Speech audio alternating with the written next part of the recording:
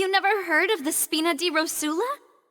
From mediating disputes and providing protection to solving conundrums, you name it, Spina di Rosula does it. And I, Navia, have the honor of being its renowned president.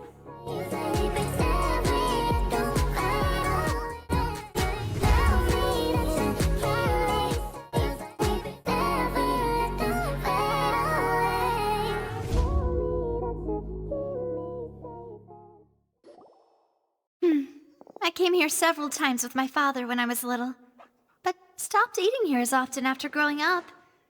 I hope the food here will be to your taste. Oh, don't worry! We haven't eaten at a hotel like this in a while. Paimon's getting excited already! In that case, I'll go order for us first. Please wait here a moment.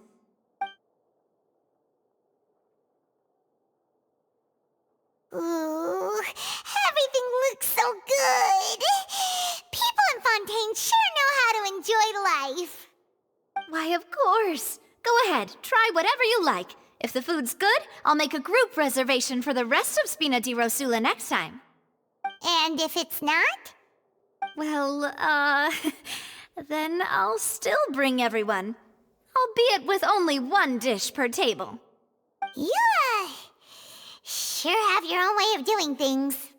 Oh, we called this a farewell meal, but we could also treat it like a victory feast, right? We did just win that case after all. Oh, true. Very true. In that case, boss, we'll have another 2 dishes. Huh? Paimon didn't mean that you had to order even more food. Speaking of cases, do you think that the mastermind behind the serial disappearances will get caught soon now that this has all happened? Well, we've certainly taken a big step forward, but I feel that's about it. We know that there's an organization that means to dissolve these young women, but we still don't know what they are really after. If it hadn't happened right in front of us, Paimon wouldn't have ever believed that a person could be dissolved like that. Right? Yet it was because this was such a preposterous notion that the investigation could never really move forward before. Ugh. If only that guy could have finished speaking! We were so close to hearing who was behind it. In such investigations, even the smallest step can seem like a yawning chasm if the trail of clues is cut off. To be honest, I don't have high hopes for any follow-up that the authorities might conduct. It's not that I don't have faith in their ability, it's just that a different perspective is required in some matters. It's easy to guard against and deceive a single narrow perspective. A shift in thinking is required at such times in order to produce a breakthrough. Which is exactly why the Spina di Rosula exist. Those highfalutin folk are not all-knowing. That's why we exist. To seep into the cracks where filth falls through, where their watch fails them. That's the kind of problems we solve.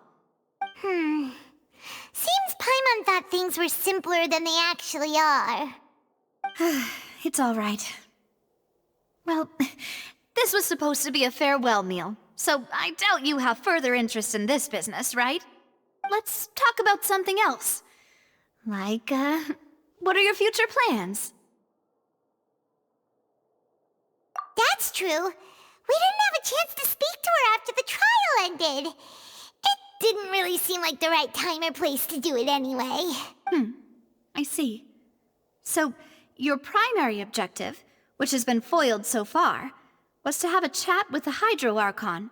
I've heard that there's a long line of people waiting to meet Lady Farina. I suspect you'll be waiting for quite a while, considering that you missed your chance today. Yeah, we've heard that she's super popular here in Fontaine, and that it'll be tough getting any of her time. Well, would you consider some more, unique ways? Perhaps even methods of, let's say, questionable legality? Guess that's Spina di Rosula's boss for you. Chock full of sketchy ideas. Well, what did you have in mind? Well, One way would be to infiltrate a performance troupe at the Opera House, only to abandon your act at the play's climax and ask to speak to her after the performance. I'm sure Lady Farina would be eager to see the ending, and would agree in order to finish watching the play. Don't you think? Could you suggest something a little more practical? This plan seems pretty hard to pull off. We'd have to go learn how to act, and acting's really hard. All right, here's another. Find a way to conceal yourselves under her bed. Then wake her up in the dead of night and demand answers. Don't let her go back to sleep until she answers all your questions. I can personally testify that this one works. When I'm sleepy, I'll do anything as long as I can finally get some sleep. That might work, but that's not really the problem. The problem is we don't want to get ourselves arrested. Ah, valid point. I overlooked that part. I was just thinking about leveraging a person's desire for sleep. All right, no more joking around. Perhaps you could... Oh, I don't know. Cut the line when she's on a break. You did defeat her in court, clearing citizens of hers from false accusations. False accusations she had nearly upheld personally. I imagine that she feels quite ashamed about the whole thing. You mean that if we catch her while she's on a break, she might be too embarrassed to refuse? Oh, that does make some sense. Why don't we give it a try after this meal? You know, strike while the iron is hot and all. Huh? Paimon, did you drink my Fanta? Was this your drink? Sorry about that. Paimon wasn't really paying attention and the cup was right next to Paimon. Would you like to order another? No, it's fine. We're just about done here. Alright. Honestly, Paimon wouldn't recommend Fanta anyway. It tastes kind of salty and icky. Is that so? Huh. Well, in that case, we'll have to blacklist the Fanta here then. If we're all finished eating, then I'll go pay. Yeah, we're stuffed. Thanks for the treat, Navia. Oh, so full. Paimon can barely float anymore.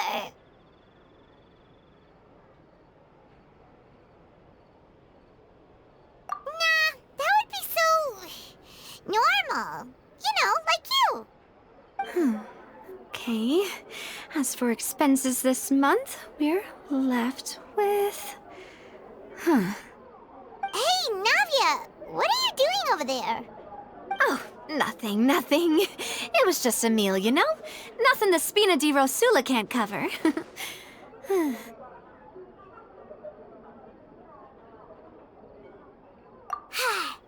get ready to try to meet the Hydro Archon again. Bye, Navia! So this is goodbye, huh? Well, if you do encounter any other trouble in Fontaine, you're always welcome to contact the Spina di Rosula. I'll give your requests the highest priority. In any case, I wish you smooth sailing. I'll see you again, partner. See ya! There aren't many people around anymore. Looks like that boat we took to Araneas might have been the last one. Vache. Looks like we're back here again. Huh? Traveler? Are you hearing voices again? Ugh. That's kinda spooky. Are you sure we don't want to come back in the morning? Vache? Vache. Hey, why are you still walking towards it? There might be something nasty in the water. Huh? Hang on. Paimon can kinda hear a voice. It's calling for Vache, right? Hey, Traveler? Stop walking! Come on, wake up!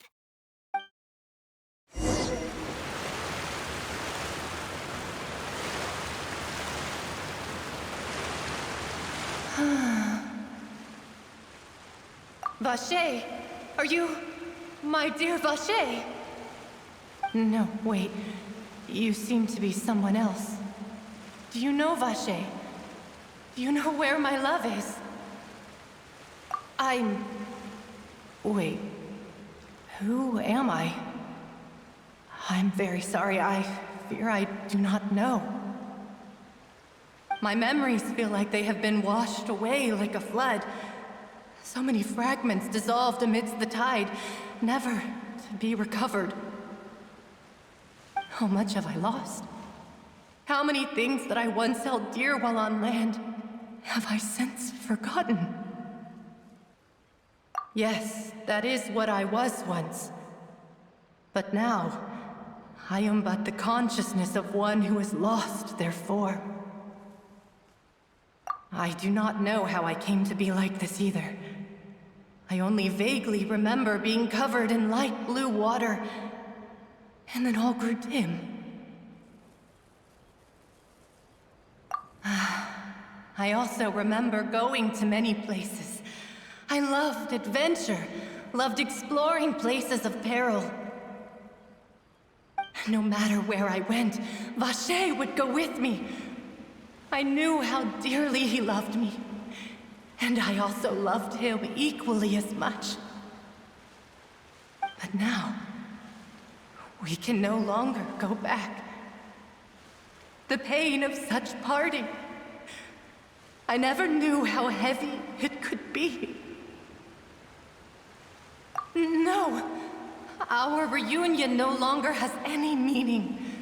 There is no way for us to create any new memories. The thought of me gives him no succor, so let it lie forgotten beneath the waters. If you meet Vache, tell him not to look for me. Tell him to move on. That is the only thing I still remember. Perhaps that is so. As I was submerged in the waters, losing consciousness, I saw Vache above the surface. His eyes were filled with such sorrow, such longing. If only I could have comforted him, told him that I did not suffer. Indeed, I had felt a great warmth. Is that what you call it? Dissolving? If anything, I consider it a form of release. It was a state of neither fear nor frenzy, with only an endless peace, like the water's still surface. I could also liken it to being a thirsty person who drinks water for the first time, and only then sees how they have lived for so long in a world of endless want and anxiety. I think I hear your companion. It's time for you to go, I think. Farewell, then. I am glad that you were able to sense my presence. Remember, if you see Vache, tell him not to seek me out any longer.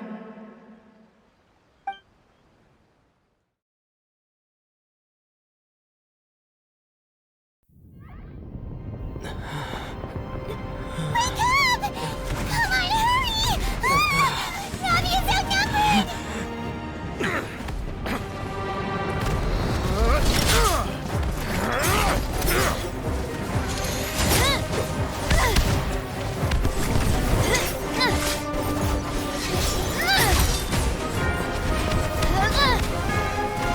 Demoiselle, look out!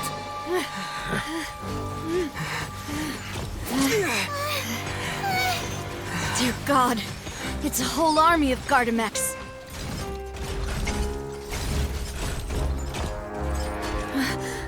Chlorand?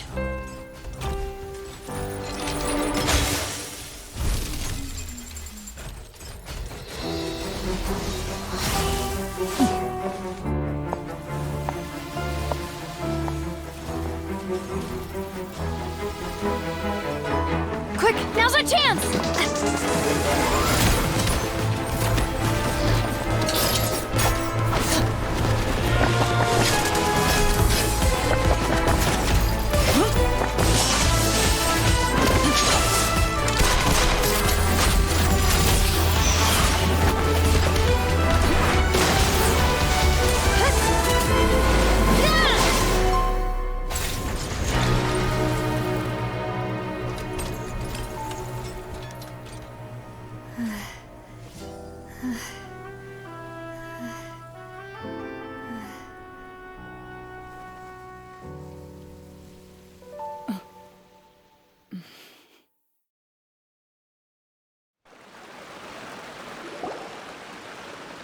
should thank you for lending us your sword there, Clarand. But before I do so, could you explain how you managed to show up here? I followed you. It seemed to me that danger has followed you more closely as of late. I believe that following someone without their knowledge is actually called stalking, is it not? Mr. Callus's last wish was for me to ensure your safety, and I will not betray his trust. He would do the same, were he alive today. Do not speak of my father! Sorry, demoiselle. I was not strong enough. Thank you for your aid, Miss Clarand, but do keep an eye out for your manner of speech. I believe we all wish to avoid unnecessary emotional harm. Sorry, I did not consider your feelings. Whatever. What else do you know? How did you come to the conclusion that I'd be in grave danger? I doubt I know much more than you, but I believe that the mastermind behind the serial disappearances is very powerful. Your performance tonight will almost certainly attract their attention. I'm sure they've known about me. To be honest, I'm shocked it's taken them this long to act against me. And what about these Gardamex? I thought only those associated with a Maison Gardiennage could control them. None of these mecha have serial numbers. I was sure to check a moment ago. They are not the ones used by the authorities to enforce the law. I can only conclude that some powerful or wealthy party must have obtained them via illegal means, deploying them as a private force of sorts. What? Your point being that they're out of Spina di Rosula's league, then? Yes. Be careful, and do not act rashly. I will continue investigating no matter what. We will bring the truth to light. That's my father's true last wish. Regardless, thank you for your help today, Clarand. But if you get any ideas, tell me first. I don't much appreciate being followed. I do not think that they'll strike again anytime soon. So I shall stop following you. Good day, all.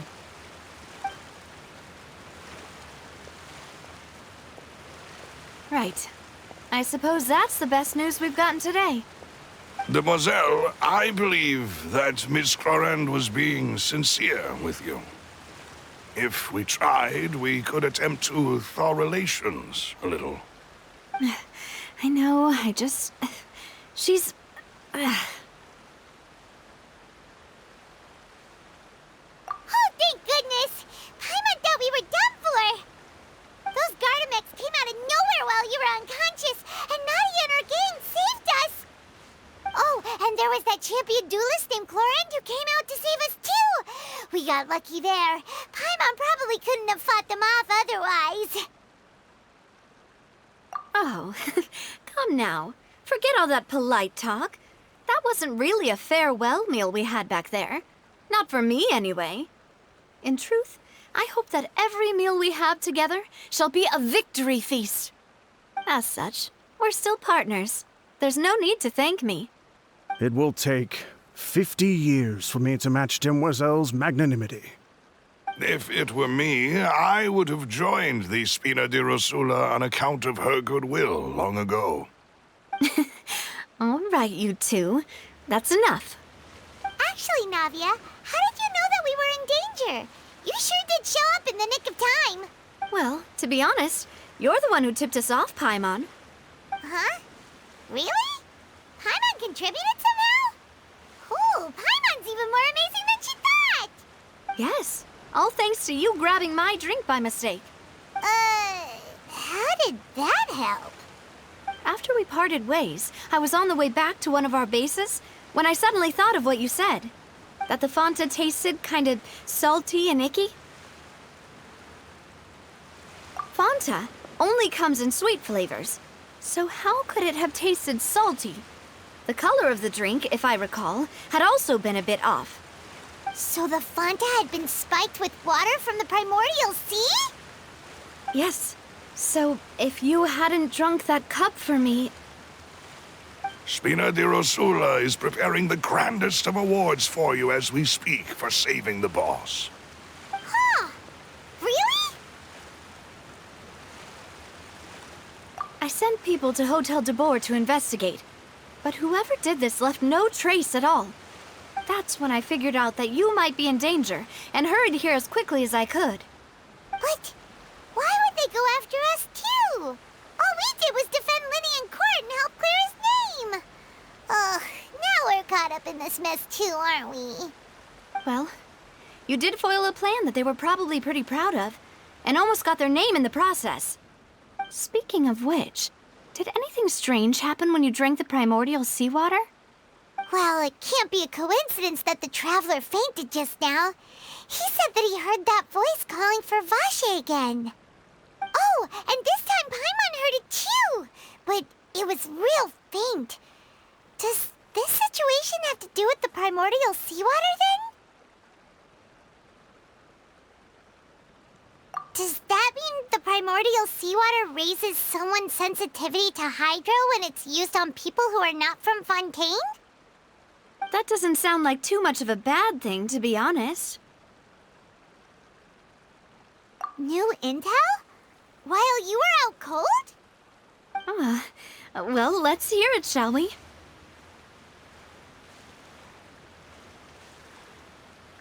Oh, that is important. Vache. That name doesn't ring a bell. I suppose he hasn't stepped forward as a witness in court lately. Since he saw that young woman dissolve, he was at least at the crime scene. But he never gave testimony or any information regarding people dissolving in the primordial seawater. Could he have been threatened? Yes, thank you. This is very important information indeed. We will continue to investigate. Oh, you mean you'll help us investigate? Well, you did say that our farewell meal didn't really count. That means we're still partners, right? And besides, we're in this now whether we like it or not. You're not gonna let those people who targeted us get off the hook so easily, are you, Traveler? Demoiselle, do try not to look quite so pleased. You are the face of Spina di Rosula, after all. You talk too much. Well, in that case, let's head back to one of our bases, shall we? I'll arrange accommodations for you. We also have some plans to go over, and hopefully we can deepen our bonds as partners. But we'll take that one step at a time, I guess. Don't worry, you two. With us around, our base is definitely secure.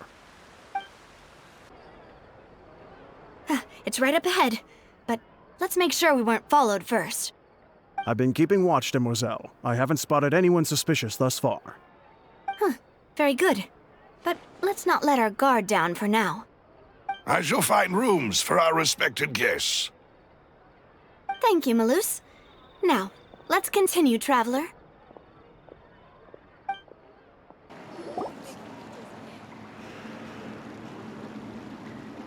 So, this is your base? It's not quite what Paimon imagined. Your accommodations have been arranged. Under the present circumstances, I can confidently say it's the best we have. Well, our funds have been a little tight lately. After all, we don't allow illegal or unethical profiteering. In fact, our funds often come from citizenry who support us. Seems like it's tough times for everyone. But if you have the support of the people, that does sound like it's worth it.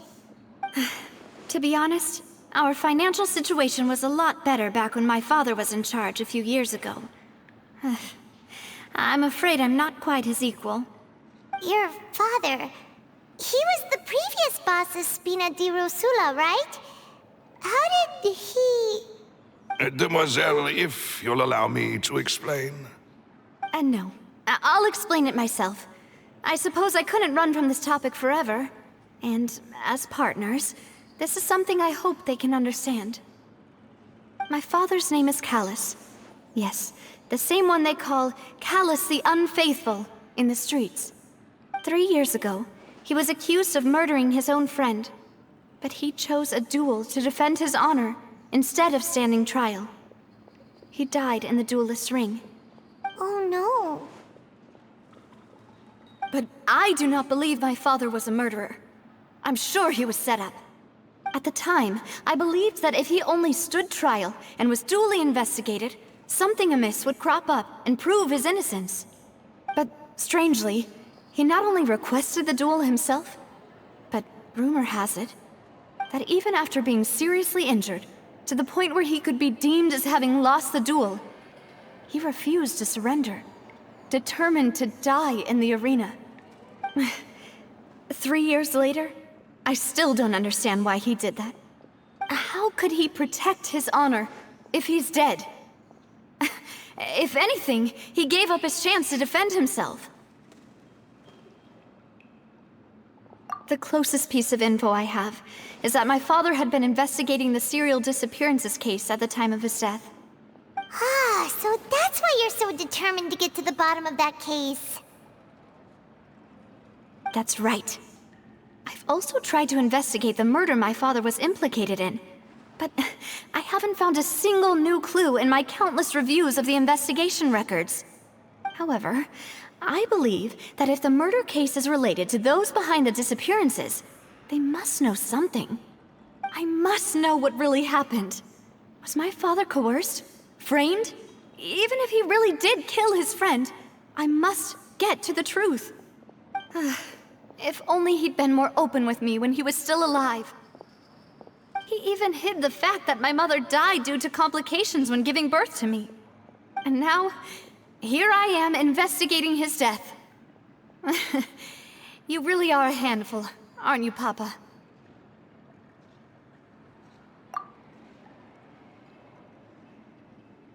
Demoiselle, please, if there is anything I can do, anything at all. I also will never believe that Master Callus murdered anyone. There are none whom I respect more than the two of you, Demoiselle. Master Callus did so much good in life, yet all it took was one murder case for him to be dubbed Callus the Unfaithful. Even our supporters decreased greatly due to that incident, hence our strained finances at present. Wait, if Callus was such a good man, wouldn't people at least be a little suspicious when he was accused? No. Perhaps people just revel in that kind of drama. It's not something exclusive to people from Fontaine, really. Everyone's like that.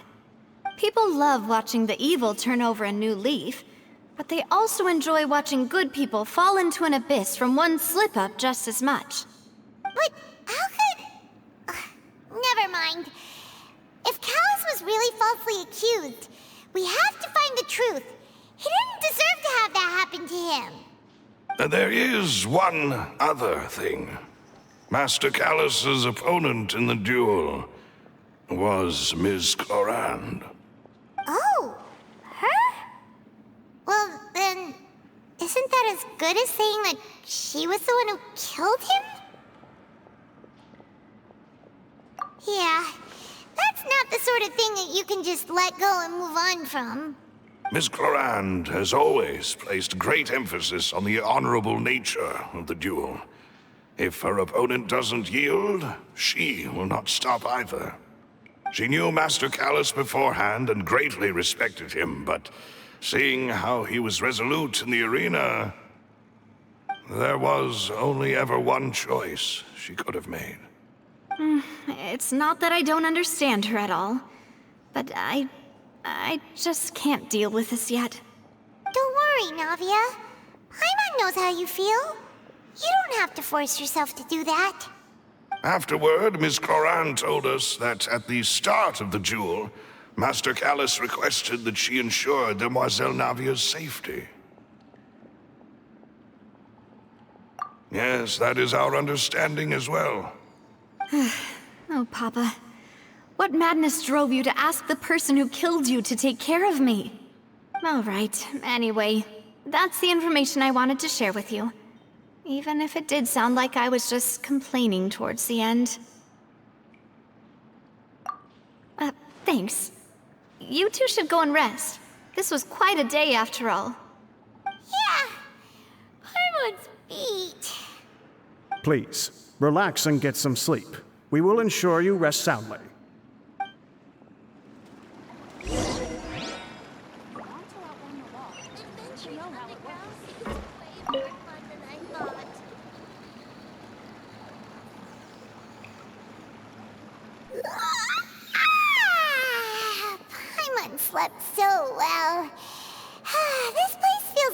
too safe.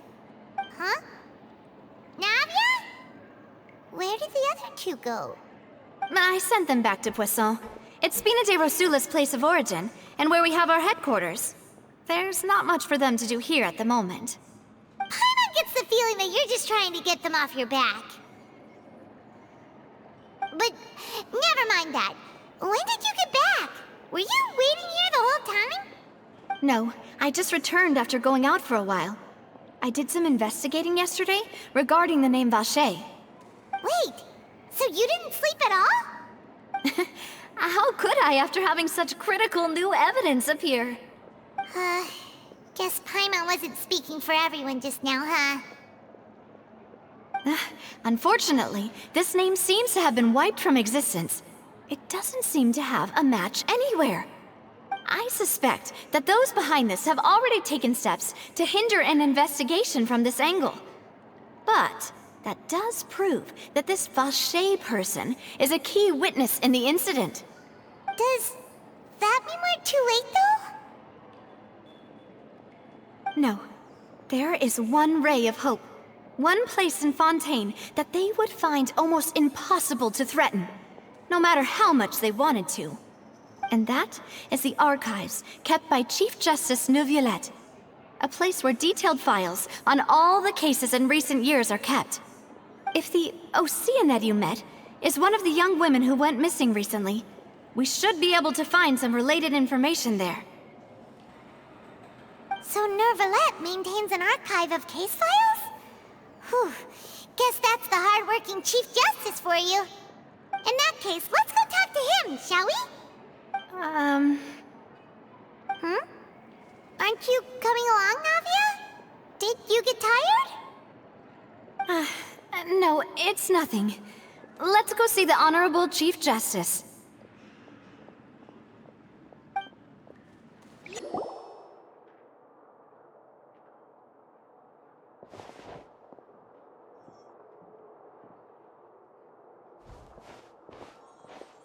Halt! Please state your business here. The Chief Justice is presently occupied with official matters. This place does look pretty heavily guarded. Guess that proves that Neuvillette's files are really secure. Hey, don't you recognize us? Huh? Who are you? Just to be clear, I don't care who you are or who you might be related to. Our rules make no exceptions. See? They've got great discipline, too. Yep. Paimon can tell. If you're here just to crack jokes, I can point you towards the exit. Unlike some, we're busy, so please leave if you don't have a reason to be here. No. What I meant to say is, shouldn't you remember us from a few days ago? We were at the trial of the great magician Linny. Oh, yes, I remember. I read about it in the Steambird. You must be Linny's attorneys. It's all coming back to me now. We're here today to report and archive some information on a follow-up case. Huh, is that even a thing? Of course. Don't worry. We're here on official business. You can trust us. All right then, I'll let you through. The Chief Justice is just inside. Thanks so much.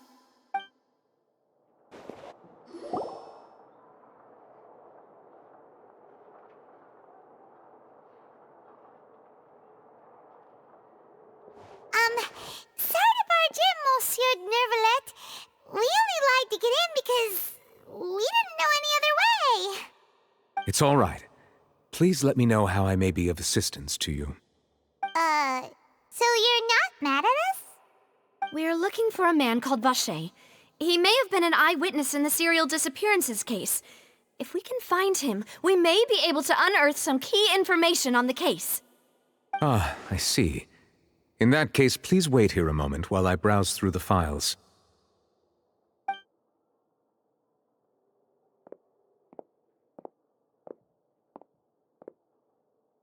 Who knew that Neuvillette would be so easy to talk to?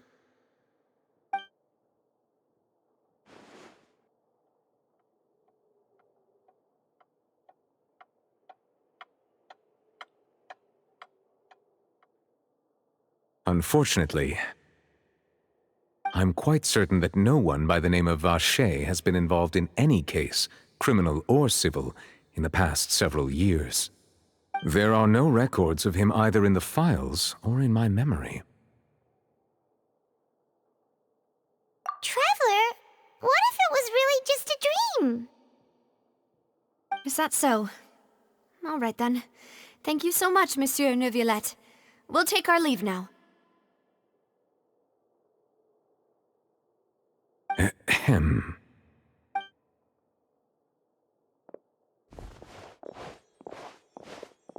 Miss Navia, I can understand how you feel. Your father, Callus, was a truly exceptional man. We deeply regret his passing. And what are you trying to say, Monsieur Neuvillette? Are you trying to console me? Extend your sympathy? Or just express some tendril of regret? No. You are not trying to do any of that. I can hear it in your voice. There's no emotion behind your words. You only said those things because you felt like you should.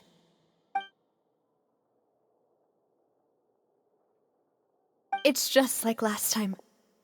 After my father took his place in the duelist ring, I pushed through the guards to talk to you as a last resort. You even told me then that you thought there was something fishy with the case, yet you still allowed the duel to go ahead. In your eyes, the value of a human life is nothing compared to those cold laws you hold so dear. If you truly regret my father's death, then why didn't you call a stop to the duel? Why didn't you give me the power to stop him from throwing his life away? Why did you just let him die, despised and hated by all? Everything was hanging on a thread at that moment. Just the tiniest effort could have changed everything. There are still so many things I never got to tell him. So many questions he still owes me answers to. If you really have no heart, then just look me in the eyes. I, Navia, will show you the true meaning of regret. I'm sorry, Miss Navia. You and my father are truly alike. You keep all kinds of things in your heart and never say a word to anyone. It's not so much that you can't feel, but that you would never express anything. Oh well. In any case, everyone already knows full well the apathy of the Chief Justice. My apologies for taking my emotions out on you, Monsieur Chief Justice. Let's go, Traveler and Paimon.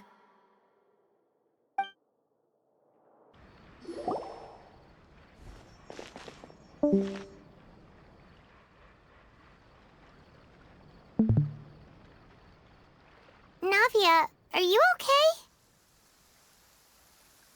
I'm fine. Rain. It's raining. You're right. Wasn't it still sunny when we went into the building? And there shouldn't be any active trials today. How strange. Now that I think of it, on the day my father was convicted of murder, it was also raining. What is it? Did you think of something? Yeah, he was outside. It was uncovered and the rain could fall there. Why? Do you think the rain could have affected the crime scene? That thought has occurred to us before. We've even expanded the search area to try to account for that, but didn't find anything of value. Oh? Wait. You don't mean... So you're saying that the true murderer could have been turned into water? And then got washed away with the rain? Yeah. And if that's what had happened, then no one would have believed your dad, even if he explained what he saw to the authorities. I really think I found a true genius for a partner. You're completely right. How did I not connect the dots earlier? All right, let's go to Poisson. With this new lead in mind, we'll get to the bottom of my father's case for sure. Yeah, we're gonna make progress for sure this time. Do you want to go with me now? Or do you want to head over by yourself later?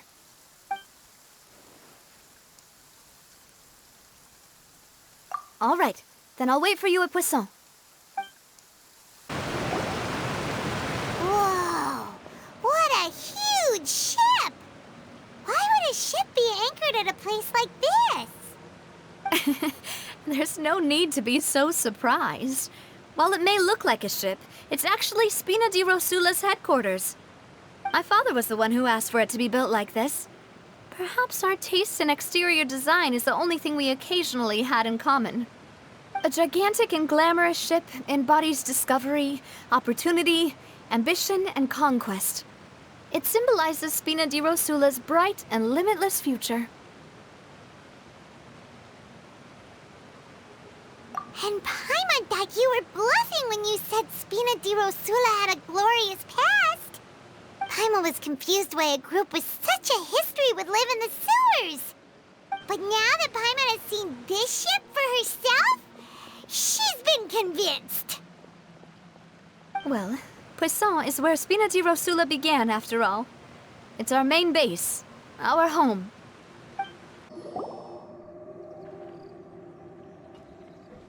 Melus, we're back! Apologies for the wait, demoiselle, and our most important partners. You said before that you still had some business at the court. What brings you back to Poisson so quickly? About that. It's because my partner here reminded me of something really important. You see, what if my father's case had something to do with water from the primordial sea? You still remember, right, Melus? On that night, it was raining? Yes, the case was quite similar to that of Mr. Linney's. Both were what you'd call impossible murders. Could you tell us a bit more about what happened before? Yeah, of course. Many years ago, something called synth began to gain popularity in Poisson. At a glance, it was a kind of drink that could excite your mood and produce many pleasant hallucinations. Wait! Didn't that guard guy who turned into water also mention that the primordial water could be used to produce some kind of potion? Yes, he did. Considering what we know now, it's almost certain that synth is created using water from the primordial sea. If you drink synth for an extended amount of time, you'll suffer many side effects, such as losing the ability to focus or control your emotions. And if you were to stop drinking it completely, you'll experience flashes of paranoia and anxiety while lacking energy to do anything. It's an extremely dangerous substance. As he oversaw Poisson, my father was compelled to put a stop to synth abuse and called for a complete ban of it. Boss's uncompromising attitude incurred the synth vendor's wrath, but no matter how much they threatened or bribed him, he refused to yield.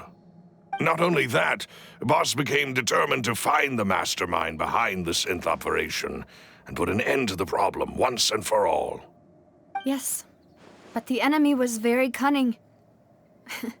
So he could never get anything out of the dealers, all of whom only sold the stuff and weren't privy to the rest of the operation. Recognizing that, my father decided to contact the dealers in secret and cultivate personal relationships with them. Finally, he was able to convince someone to become his informant. The man's name was Jacques. He felt greatly ashamed about his work after seeing many families destroyed by synth abuse. That night, my father hosted a banquet at his countryside estate. He planned to meet up and exchange information with Jacques over some food. But then, we heard 2 gunshots from the courtyard. We raced to the scene and found my father, still holding a gun, and Jacques, who was already dead on the ground. Huh? How did that happen? Aren't they on the same side? Sounds just like Lenny's case, doesn't it? In both cases, the culprit seemed obvious, but neither appeared to have any motive at all. Looking back on it, though, I now believe the most important clue was something we all overlooked at the time. There were pieces of clothing left at the scene. Precisely. It's all thanks to you that I made the connection now. Back then, we all just thought they were some costumes that Jacques used to disguise himself at the banquet. But, considering it now, it's almost certain that they belong to a third person at the scene. With one extra person, we'll also need to reconsider why the 2 shots were fired.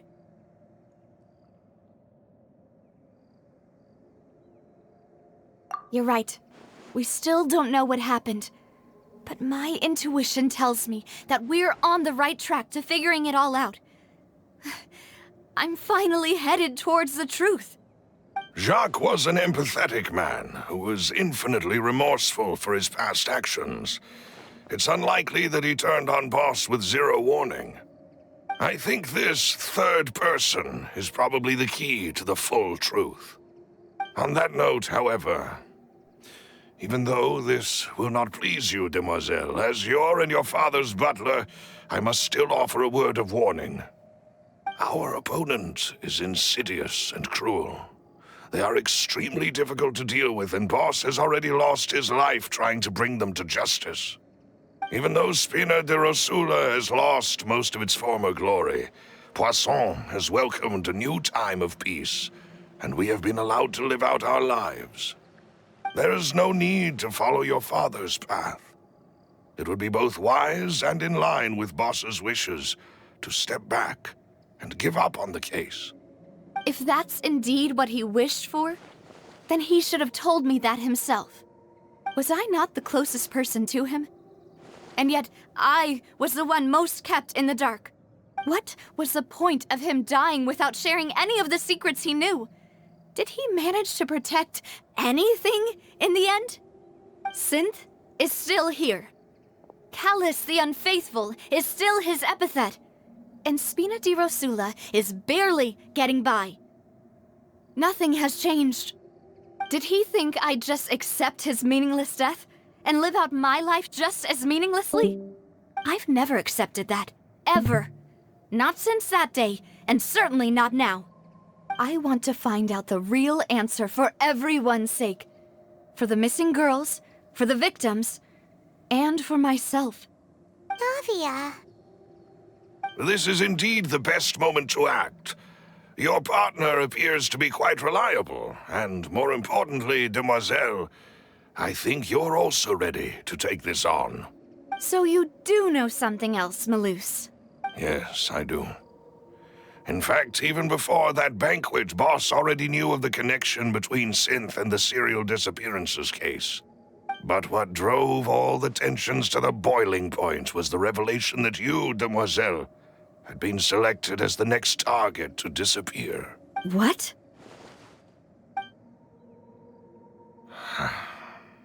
Boss also didn't tell you that he had been diagnosed with a rare illness. The doctors told him that he had no more than 5 years left to live. And the serial disappearances case caused him great anxiety. 5 years was nowhere near enough time to resolve this long-standing conflict. But once he passed away, all the danger would pass on to you. Knowing all of this, he decided to use one final intimidation tactic before his death. He claimed to have already gotten his hands on some key incriminating evidence for the other side, and even told some members of Spina de Rosula about the details. But as long as you remained safe, he would not share the evidence with the public. If something were to happen to you, then he and all those he told would immediately expose all they knew about Synth and the disappeared victims. Right, so nobody would be able to get off scot-free. As we've seen, Boss's tactic has worked. Even though Boss has been gone for a long time, the other side has not tried to take Demoiselle's life. No, I don't believe it. He never appeared to look sick to me. No father wants their daughter to see them weak and haggard, especially someone as proud as Boss. To him, dying in a duel and suffering lasting dishonor as the Unfaithful were still far preferable than losing face in front of his daughter. So he chose to die in silence, so that he could protect me. I'm afraid you're not understanding this correctly, demoiselle.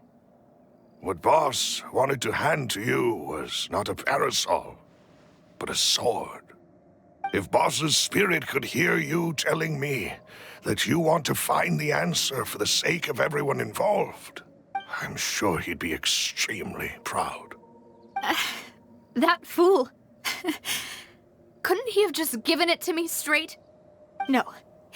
He might have set up everything precisely because he never thought I'd be able to understand him. Is that the amount of confidence he had in me? And what if I was never able to make it to where I am now? Yeah. I suppose that's true. With the way he'd set things up, if I had wanted, I could have just lived out my life without a care in the world. But thankfully, he rarely talked to me about complex matters, and thus understood little of me as a person. In this case, he really didn't need to give me an easy way out. Malus, what was the key evidence that he shared with you? It's the location where synth is produced. Essentially, it's the enemy's headquarters. When he was threatening the enemy, Boss didn't share the specifics of the incriminating evidence he found. But if you want to use it against the enemy, you'll still have to take several things into consideration. Why? If we know where the place is, can't we just go storming in? You mustn't forget that we're fighting against a mysterious and dangerous organization that's been in operation for decades. There's no telling what might be lying in wait at their headquarters. We also have no idea what kind of evidence we may be able to find inside, nor what people we may be able to capture. But a single visit to their headquarters would be tantamount to a formal declaration of war. The worst case would be that we leave empty-handed, but also open ourselves up to full retaliation. Then, in that case, why not work with the Fontaine authorities? Well, you saw one of them dissolve during Mr. Linney's case. We have no idea just how thoroughly they may have been infiltrated. Huh. That's true. Seems my father really had no choice. But things are different now. It should be a lot easier to prove the other side's guilt, now that we've connected Synth with the disappearances case. You sound like you've put a lot of thought into this, Malus. I am the butler, after all. I live but to serve the boss and Demoiselle's will. I've always been willing to take on any kind of risk for your sake. But considering my relative lack of ability, I've spent my time keeping secrets, performing basic investigations, and waiting for the right time to come. Thank you for all of that, Malus.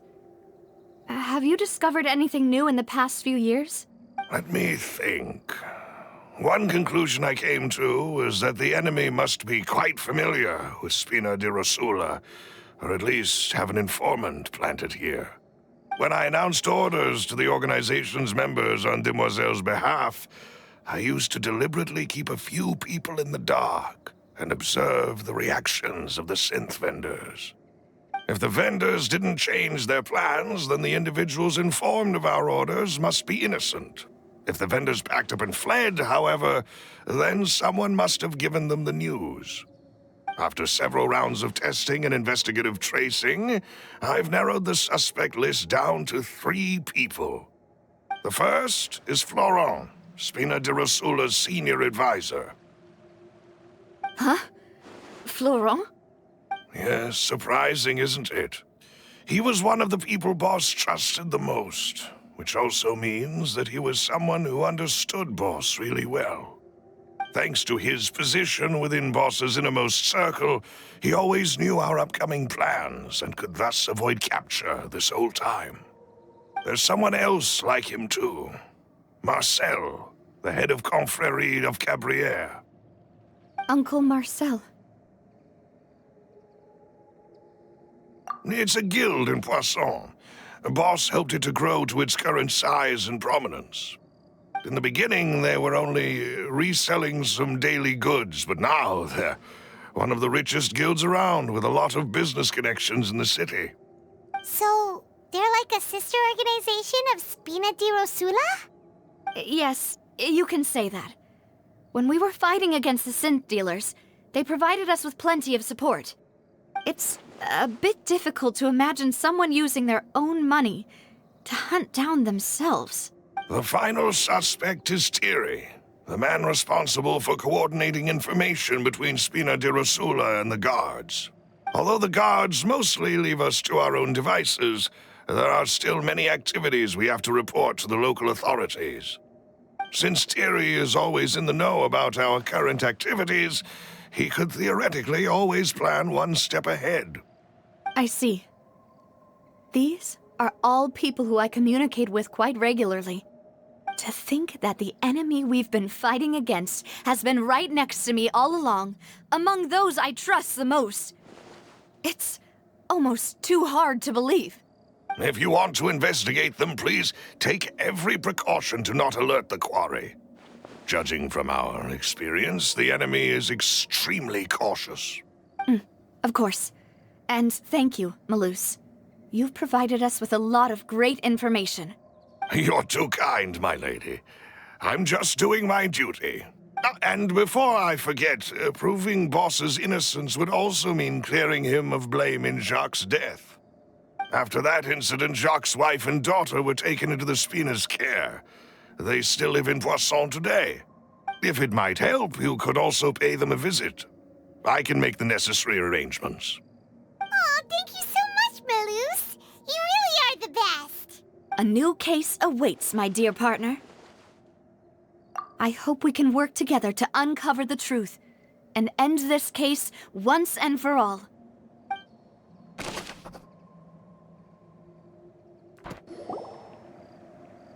It is settled, then.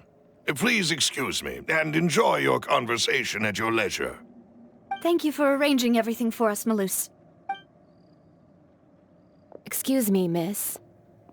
Do you need anything from us? Oh, Hey, Navia's all quiet. This isn't like her at all. I'm sorry that I only came to visit after all this time. After what happened, I didn't know how I was supposed to face the two of you. Ah, if it's about that, there's no need to apologize. After my husband died, Spina di Rosula sent us a lot of mora and support. I understood your guilt and apology to be genuine. But aren't all of those things nothing compared to the loss of Jacques? I can understand the kind of pain that comes with losing a father so needlessly. You don't understand at all. I didn't know how to face you, because I didn't know what I could possibly bring as a consolation gift. I know only the full truth could bring closure to you. And... I'm sorry. I appreciate the sentiment, but you don't have to carry all that guilt.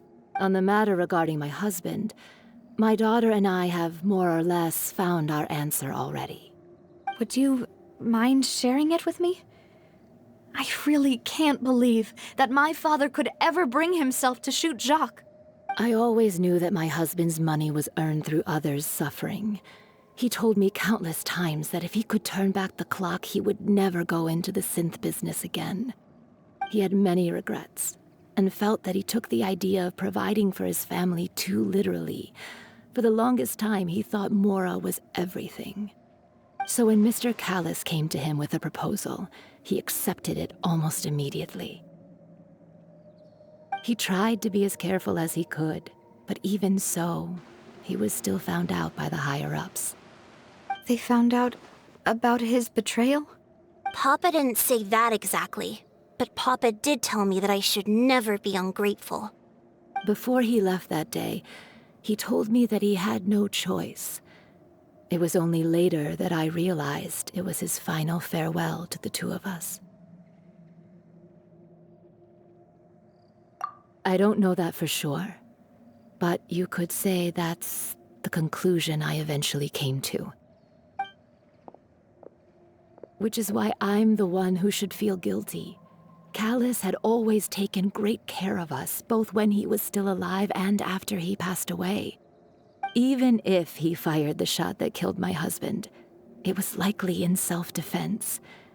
It is impossible for me to hate him for what he had done. But Mama, why is Papa still the bad guy if he did the right thing? Papa always wanted to be a good man, so why did he have to do a bad thing in the end?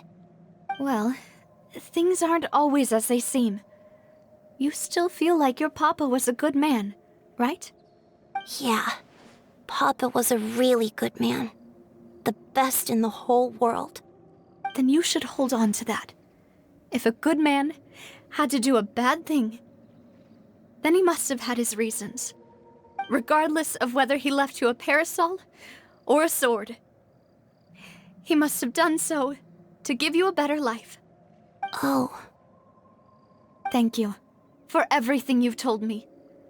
I will definitely find the truth. The current state of things is not something I'm willing to just sit back and accept. Thank you. I'm very grateful to hear this from you.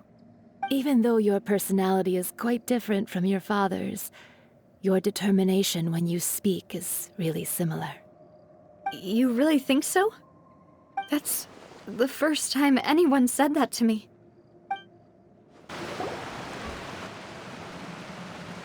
Greetings, boss. How may I be of assistance today? I'm sure you've heard about what happened at the Opera House. Someone got turned into water right in front of us. Yeah, I've heard. With something that dramatic, I'm sure journalists will milk it for all it's worth. And it'll be all the talk for the next several weeks. It also reminded me, on the day that the incident happened with my father, it was raining outside, and we found some clothes left at the scene. After my partner here put the dots together for me, I feel like we should try to reopen his case. Can you do me a favor and try to recall what happened that night? Let me think. Mr. Callis was feeling pretty upbeat that day. So he was drinking and bantering away with us at the table. After that, he told us that he wanted to go get some fresh air. So we let him go without thinking much of it. Who knew that we would hear 2 gunshots ring out right after? My first reaction was that Mr. Callis's life was in danger. So I grabbed my holster and made a mad dash toward the scene. But when I got there, it was already too late. Mr. Callis was standing over a dead body with a gun in his hands. All we could do was look back and forth at each other, not knowing what to say. So you also remember 2 gunshots then? Indeed. The guard said that the first shot didn't hit anyone, while the second killed Jacques. But I've never really bought that explanation. Reason being, Mr. Callis had left his gun on the table. I even made sure to confirm that before running to the scene. But according to the guards, that doesn't mean he couldn't have had other guns on his person. About the clothes left at the scene that you mentioned. Do you think there was a third person there who was turned into water? At least from our perspective, my father had no reason to kill. So he would also have no reason to bring an extra gun with him. The gun he was holding probably belonged to Jacques, or a third person on the scene. Yeah, that makes a lot of sense. So you're saying Mr. Callis ended up with the gun because he seized it from one of the other guys? But hold on. If that's what had happened, then why didn't he share the truth with any of us? He didn't even want to face the Oratrice machine, and chose instead to prove his honor in a duel. Did he lose all faith in the courts after seeing someone dissolve right in front of his eyes? About that, Malus told me a thing or two. So, I think I can understand why he committed to the duel. I'll tell you everything once the whole truth has been revealed. I understand. Then, I'll leave Mr. Callis's honor in your hands, boss. And if I may just say one more thing. The whole Callis the Unfaithful epithet has been a thorn in my side since the day it was invented. Many people have laughed at me for still calling him Mr. Callis, even after so many years have passed. But it was Mr. Callis's trust that allowed me to rise through the ranks of Spina di Rosula and live the life I lead today. No matter what others might say, he'll always be the man I respect the most. And he'll always be my boss. Don't worry. I will definitely find the truth. You and all our other comrades at the Spina deserve to know the truth as well. Hey, Thierry! It's me! Oh, now, what brings you here, Miss Navia? I've heard that you made quite the name for yourself at the Opera House. Oh, so you've caught news of that already. Oh, okay. Hey, I'm also a member of the guards, you know. The way you make it sound, people would think I was sent off to Poisson because I had done something wrong. Are you sure there isn't a little bit of truth in that? Under normal circumstances, shouldn't you have been called back to the city already? I mean, where I work is really up to me. Let's just say I enjoy the ambiance of Poisson. Callis did a fantastic job running the town, building Spina di Rosula from the ground up and clearing many obstructions in my way. It would be next to impossible for me to find a similarly easy but high-paying job in the city. Anyway, enough chit-chat. Are these two friends of yours? You, here for some formal business? Yes. These two are my partners. What happened at the Opera House made us realize that Linny's case and my father's may be related. We're trying to reinvestigate the details of my father's old case. Ah, I get it. You think there might be more to the case now that we know people can be dissolved into water, right? I was also flabbergasted when I first heard of it. If you want to go through the original files from your father's case, I can help you look for them. That'd be much appreciated. Thank you. Actually, I have another question. Do you have the authority to dispatch Gardamex?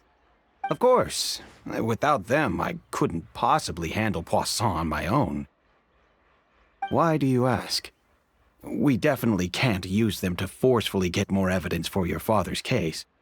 Well, you see, just recently, we were attacked by a horde of unnumbered Gardamex in the city.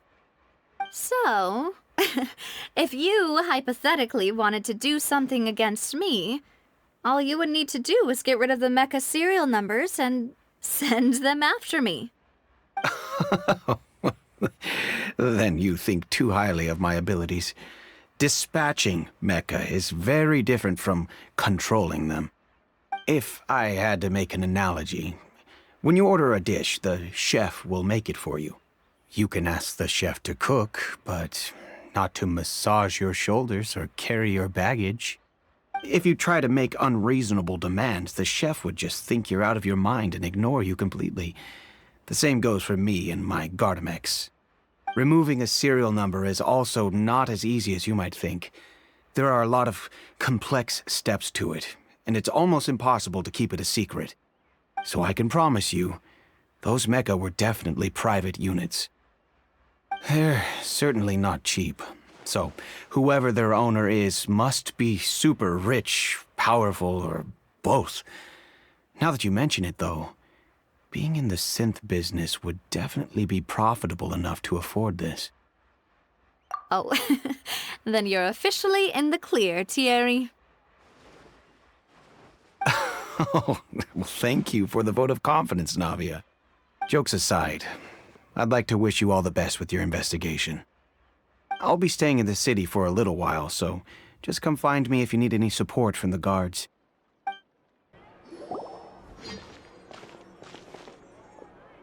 Hello. How may I help you? I'm here to see Marcel. Could you please let him know? You can just say Navia's looking for him. Sure. I will let him know right away.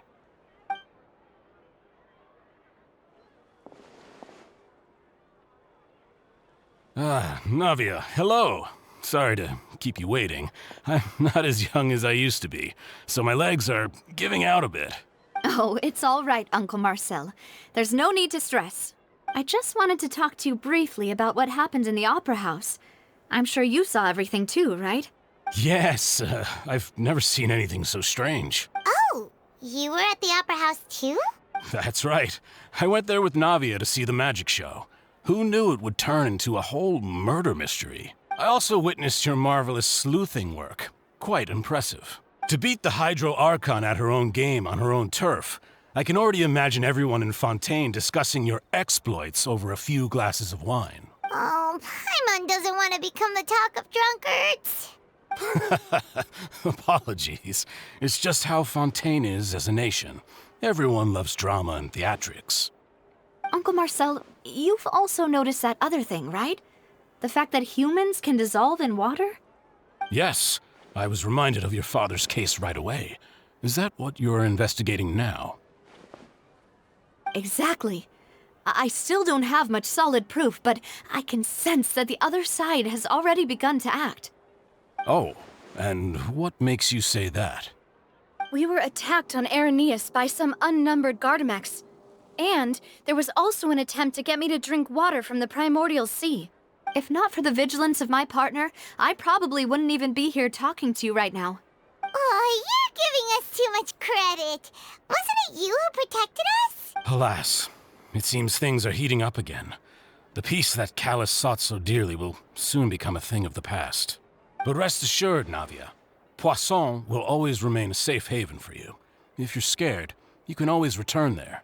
If anyone dares to lay their hands on you there, the Confrérie of Cabrières will use its funds to the last Mora to bring them to justice. Thank you, Uncle Marcel. But I don't intend to go into hiding. I'm going to strike while the iron's hot. Do you have any new thoughts on my father's case? About that. Sorry, my age is catching up with me, so it'll take me a while to recall my memory. The Confrérie was responsible for that banquet, so I was out and about the whole time making sure things were running smoothly. I didn't even have the time to drink with the guests. Then I heard the sound of a gunshot, and the rest was history. Oh, it's okay. No need to push yourself. We'll ask around some more, see if there are any valuable clues elsewhere. Sounds good. Just let me know if you ever need Mora.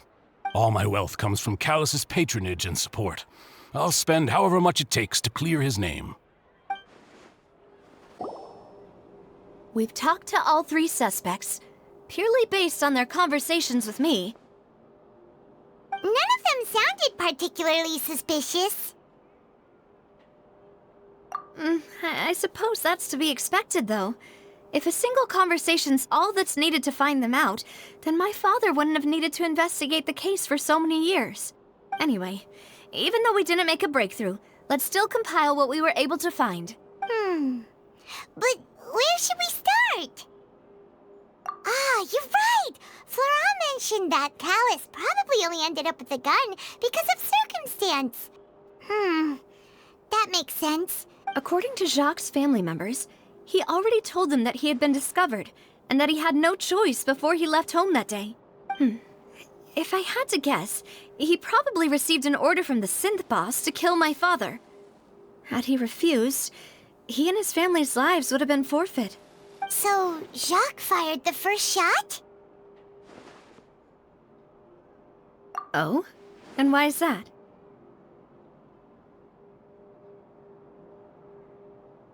Ooh, that's a good point. Jacques probably already knew that he was just being used as a tool for murder. And once he had completed his mission, he'd be of no more use to his boss. So, what would make more sense from his perspective would be to turn his back on the Order and seek protection from my father. Makes sense.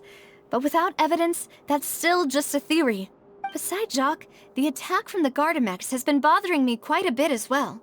It's obvious that our enemy has become more antsy after the secret of the primordial seawater was revealed. Do you think he knew, even then, that we'd follow this lead to the end?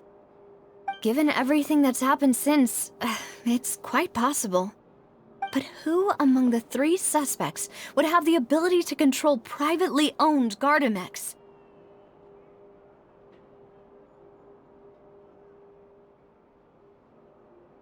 Uncle Marcel?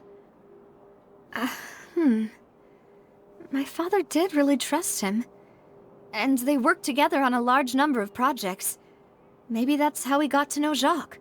And with funds from the Confrérie, he could also afford a large number of Gardamex. It's still really hard for me to imagine, though.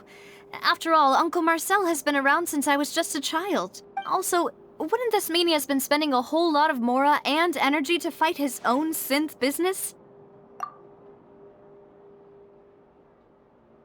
Thierry, you say? It is possible that he's figured out a way to convert the Gardamex for personal use. But I didn't feel like he was lying when he was talking to us about the mecha. I also don't think he'd be able to keep that kind of tampering under wraps. Yeah, had he actually tampered with the mecha, we'd be able to prove it with a simple check of the guard's inventory. If the mecha were taken from the guards, it should be pretty easy to find out when and how that happened. Florent? It is true that he was closest to my father, and thus had the best chance of learning about his dealings with Jacques. But as Spina di Rosula's advisor, his work mostly deals with personnel and security, so he shouldn't have much means when it comes to finances. So you're saying he's too broke to afford a mecha army? Exactly. He can't. And even if he could, I don't think he would be able to dispatch a whole group so quickly. Who could it be?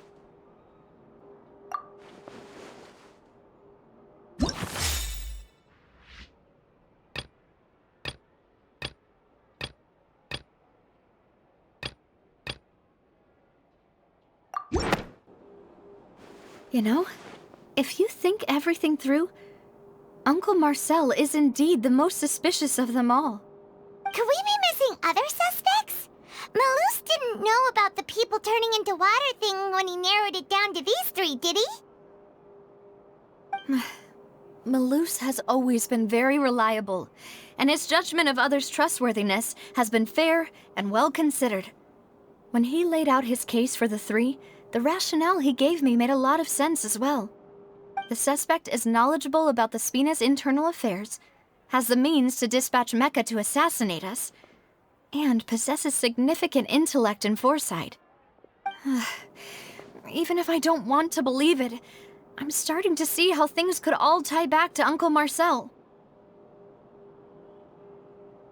Well, we still have another trump card on top of all the theorizing and speculating.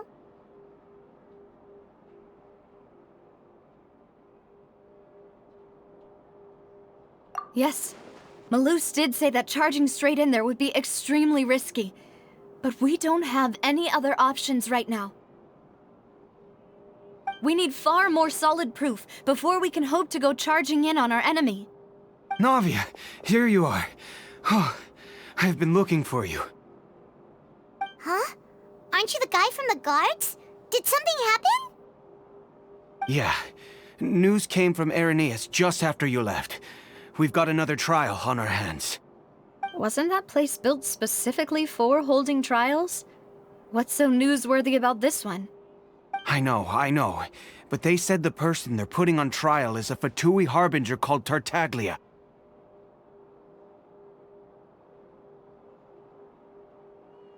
What? Is that someone you know? Yeah, we know him. Maybe even a little too well. Well, he's been accused of being the true culprit behind the serial disappearances case. It's absurd, don't you think? Wait, how? None of our investigations have had anything to do with him. That's what I thought was strange about it, so I came to tell you the news right away. If the charge against him stands, then it'll be next to impossible to get the guards to support any of our planned investigations. Right, because they'll think they've already found the culprit. Yeah, and it'll be a lot harder then to clear Mr. Callus's name. I understand. Well, partner, what do you think we should do? We still haven't found any conclusive evidence.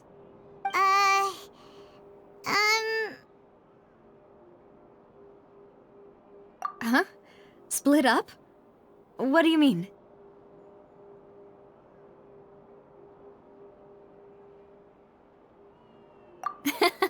Just as expected of my partner.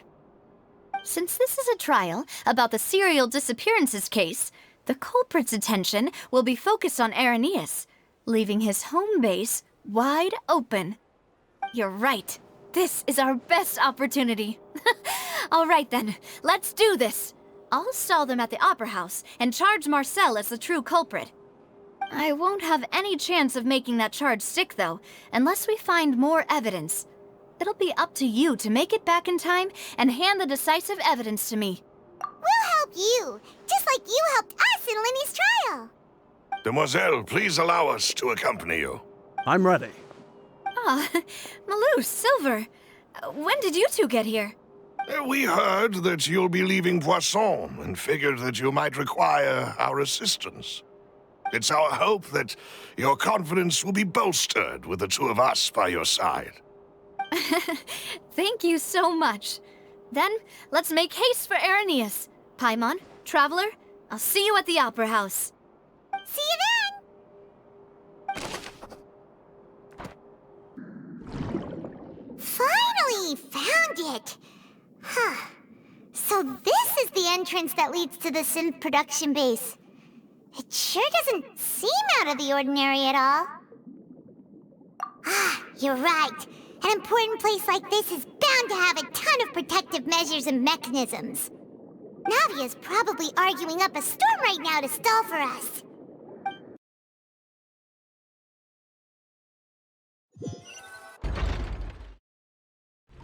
It would appear that I must repeat my question again, Mr. Tartaglia.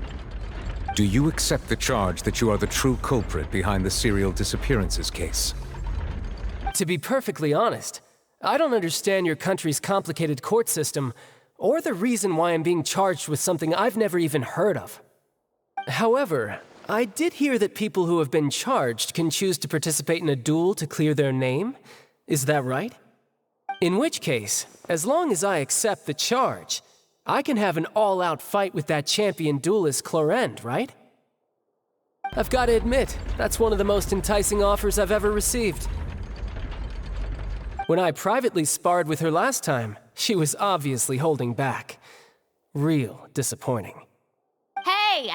Don't you understand? You're currently the prime suspect for a major case. This isn't the place for you to be looking for fights.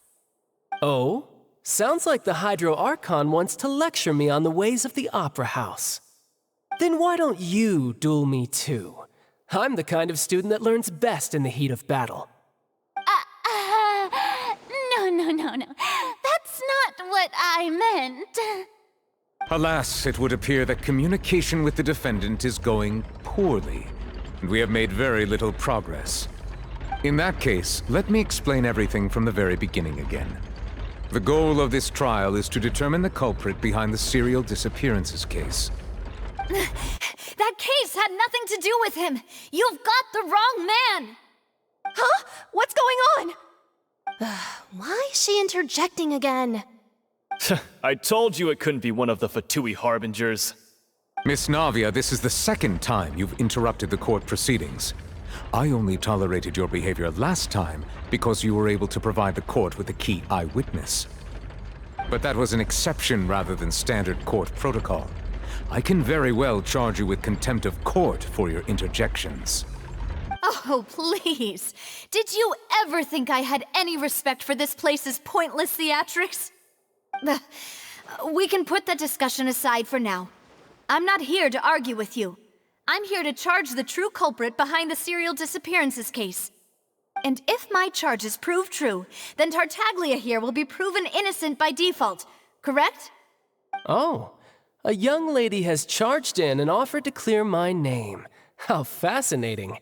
Well, I'd gotten half bored to death by all these rules and procedures anyway, so I'll take you up on that offer.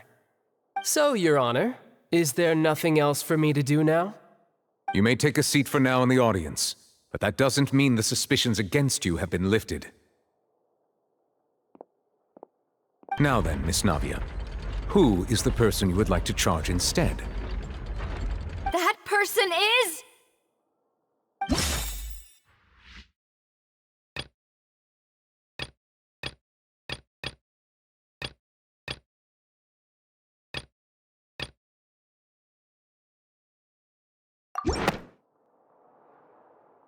Marcel, the head of Confrérie of Cabrières!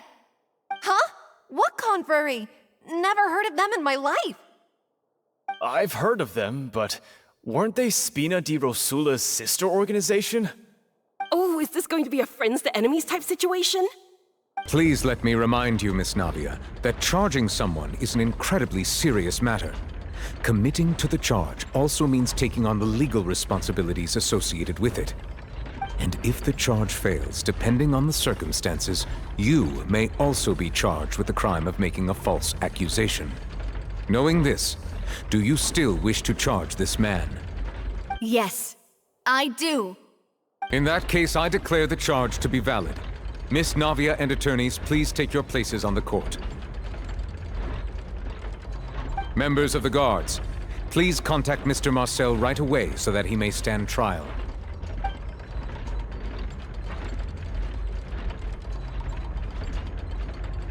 Mr. Marcel, you will not require an attorney. Is that correct? Apologies. It all just happened so quickly. I still haven't figured out what's going on. I think an attorney won't be necessary. This is probably just a misunderstanding between me and Navia. Very well. In that case, since both sides have now arrived, Miss Navia, please present your charges. I would like to take everyone back to 3 years ago, to the case of Callus the Unfaithful. Only through elucidating what really happened in that case can we connect all the dots for the serial disappearances case. Navia, do you really think that I was the one who killed your father? Come on, why would I do that? Callus was my benefactor, and remember both you and I only ran to the scene when we heard the sound of a gun. If that's enough to make me a suspect, wouldn't that make everyone at that banquet a suspect as well? I think there's no point in getting into the specifics right now. The audience doesn't even have the big picture yet. Even I'm struggling to remember some details of that case. Exactly correct, Your Honor. I must refresh everyone's memory about that case before I can explain my charge and reasoning. I see. In which case, I will recount the findings about that case as originally recorded by Maison Gardiennage.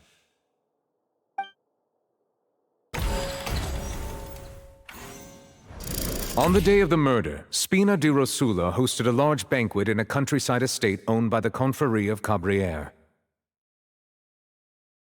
During the banquet, all attending guests heard 2 gunshots from the courtyard.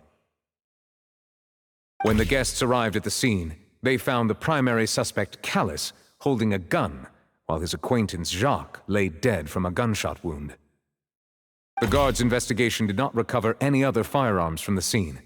As a result, they concluded that the suspect's first shot must have missed, while the second must have taken Jacques' life. The suspect did not dispute this conclusion, and also declined to defend himself in court. Instead, he chose to prove his innocence through a duel. Callus was defeated by champion duelist Clarande in the ensuing duel, and soon succumbed to the injuries. These are the known facts about the case.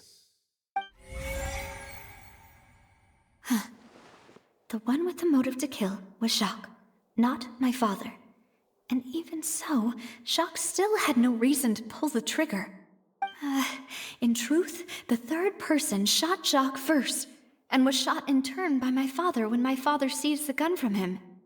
After that, the true culprit turned the third person into water, erasing all traces of him from the scene. Thank you for the summary, Your Honor. Of course, the guard's conclusion appeared quite sensible to us at the time.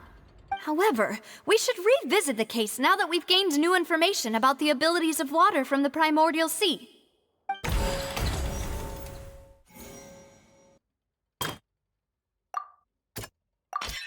The testimony of the victim's family confirms that Jacques had thoughts of assassinating Callus when he set out for the banquet. However, unfortunately for Jacques, the true culprit had already considered this possibility and had sent out another assassin.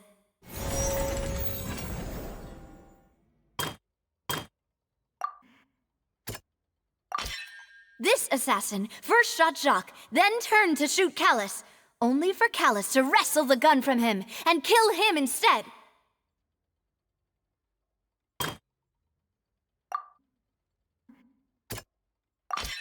A pile of clothing was found at the scene. The guards once believed they were used by Jacques as a costume to disguise himself. But now it is clear that the clothes were proof that there was a third person at the scene, and that they were turned into water after committing the murder. Since it was raining that day, the culprit was confident that they could use the rain to wash away all traces of their dissolved accomplice.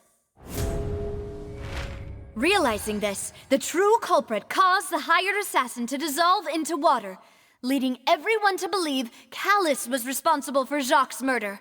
This is the true version of events.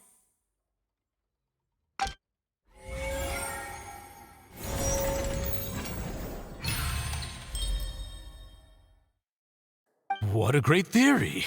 It also explains Callus's and Jacques' respective motives. I guess they didn't shoot each other after all. Mr. Marcel, you are the one being charged with the crime. You should provide a rebuttal if you wish to prove your innocence. Ah, but I think I agree with everything Navia just said. In fact, there was nothing in her speech that directly implicated me. Then, may I ask some questions? In my opinion, we primarily need to determine two things. One, do you have the evidence to back up your claims? I'm afraid not. At least not at this very moment. Boo! If you don't have any evidence, you should just go home! I may not have the evidence with me, but I know where I could go to collect it. If we look up the deserted clothes against a record of people who went missing around the same time, we should be able to find a match. Considering the serial disappearances case, the guards probably kept careful records of all missing persons from around that time, regardless of age or gender. That makes sense to me. Monsieur Neuvillette, I would consider this to be a reasonable investigative direction. Why do I feel like Farina's acting a little differently today? Maybe she's scared of embarrassing herself again? Alternatively, she's become more diligent after charging an innocent citizen in the last trial. My second question has to do with the ensuing duel. If the truth is indeed as you described, then why didn't Mr. Callus explain himself in court? If he had testified that a person had been dissolved, he could have at least mounted a defense. I've thought about this too, and the answer is actually pretty simple. He felt there were things that were more important to him. The dissolving power of water from the primordial sea is an important secret for the true culprit of the serial disappearances case. My father could have exposed it for all to see, but he chose to take it to the grave.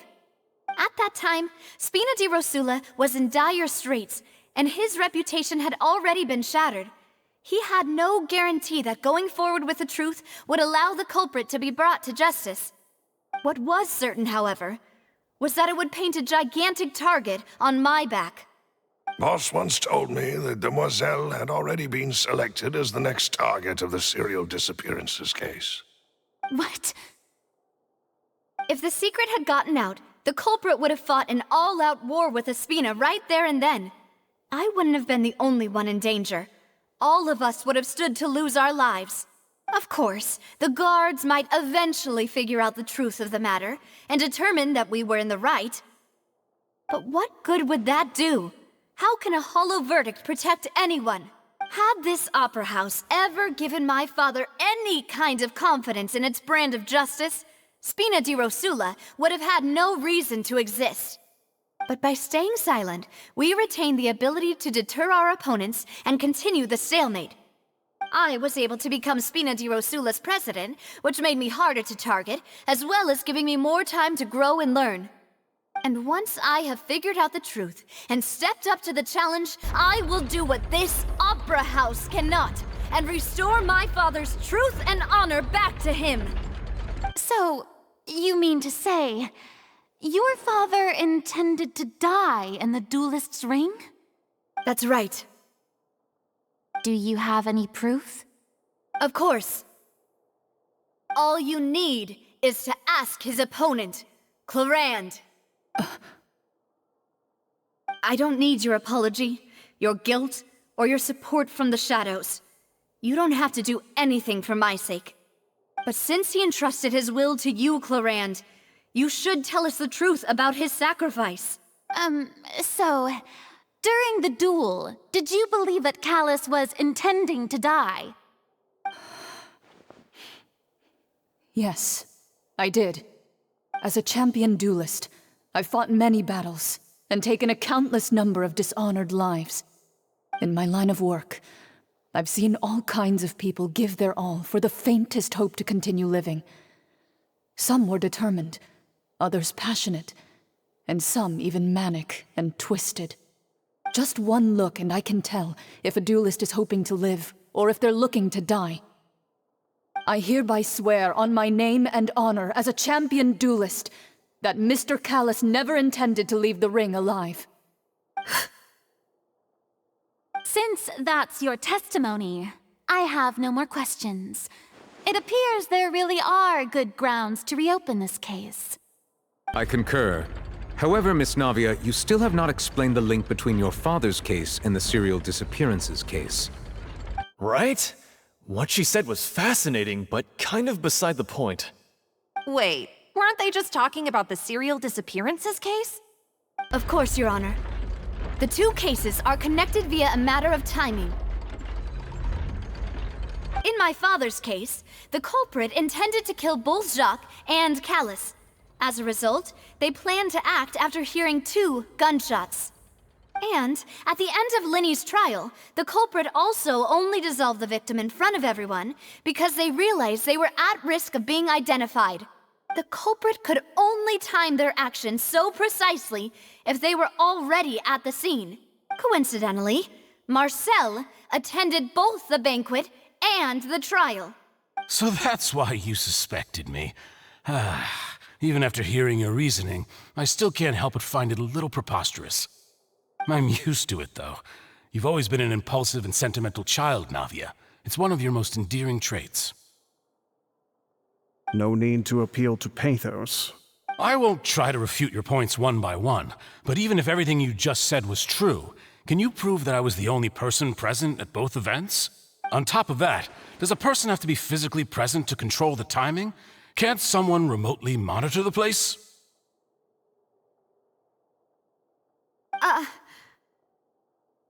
Don't know what she can say to that. I know that even with that, you might still think you can reduce the list of suspects with some further investigations until I'm the only one left on the list. Alas, who won't feel at least a little hurt by an accusation of murder from a girl you see as your own daughter? But if I were to dismiss this completely, you'd also think I'm not being considerate of your feelings. Ah well, let Uncle Marcel teach you another lesson. Do you know what the biggest flaw in your reasoning is? I suppose you're gonna tell me anyways. It's timing again. I'm a businessman by trade. From that standpoint, there's no reason for me to kidnap young women. It's a high-risk action with nothing to gain. In addition, I left my home in Snezhnaya when I was young to come to Poisson and work in some trade. My business only thrived when I received Callus's patronage. But the disappearances began before I ever stepped foot in Fontaine. I do apologize, demoiselle. This was my mistake. No, it's not your fault. I'm sure he had come prepared. Is there anything else you'd like to say? Would you like to check the date of my first business license against the first known case of the serial disappearances? You can also take a look at my border entry records, or ask my friends and family when I left Snezhnaya for the first time. Could those records and testimonies do something to appease the unspeakable anguish in your heart? Seems like she got the wrong guy. At this rate, Navia will be convicted for falsely accusing him. I think you've done a superb job of dissecting your father's feelings as he neared the end of his life. But aren't you going against all of his wishes and expectations right now? He wished for you to become more rational, collected, and conscientious, instead of dwelling only on your own feelings. Once you've learned to be more considerate of others' feelings, and to stop rushing headlong into things, you'd have met most of his expectations. This isn't just about me, and it never has been. The biggest difference between me and the rest of the victims is that I still have the ability to search for the truth, while that same agency has long been taken from them. The people whose families were destroyed by synth abuse, the people who lost their loved ones to the serial disappearances, and the people who suffered tragic ends due to their sense of justice. Many people's images are flashing before my eyes. I'm sure some are coming to those of you in the audience as well. And whose image do you see, Marcel? Is it a man named Vacher? Oh, so you do know that name. I'm merely surprised you'd suddenly say the name of someone I've never even heard of. I was waiting for you to say that.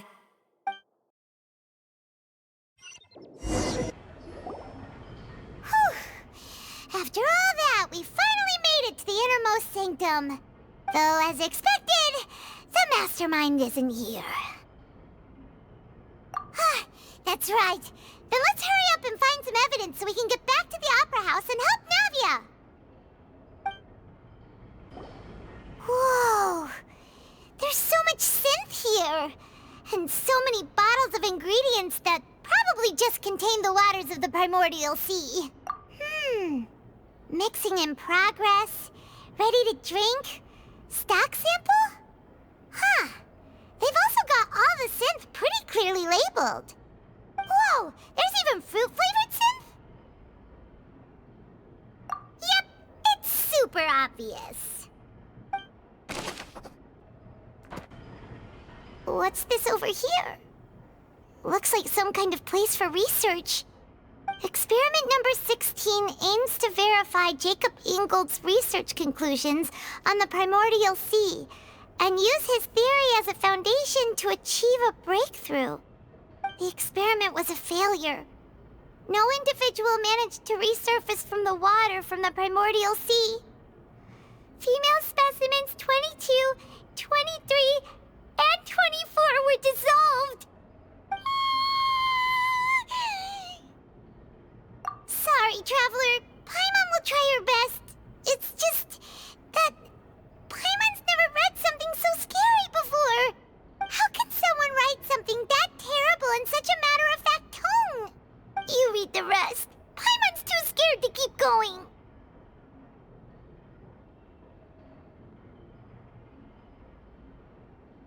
So that's why he did all of these experiments. Wait, did he really think he'd be able to find a way just by dissolving people over and over? That's just insane! Huh? Isn't that the name you heard by the fountain? Paimon thought he was an eyewitness in the serial disappearances case. You mean Vacher is the one who did all of these... experiments?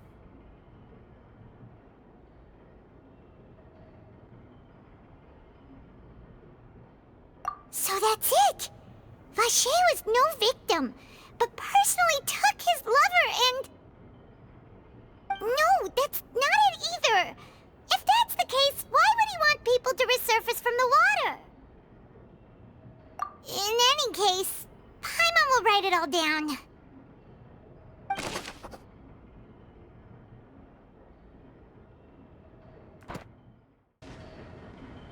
Oh, look! There's an important-looking basin over here, and it's full of water! That means this is where they make all the synth! And that special water is the main ingredient! If you dilute it with normal water, you'll get synth, but the pure stuff can dissolve a human! Paimon will take notes on this incriminating evidence. Let's see what's written here. Nothing escapes Detective Paimon's eyes. Callus. Navia's father. Oh, this seems to be an investigation report on him.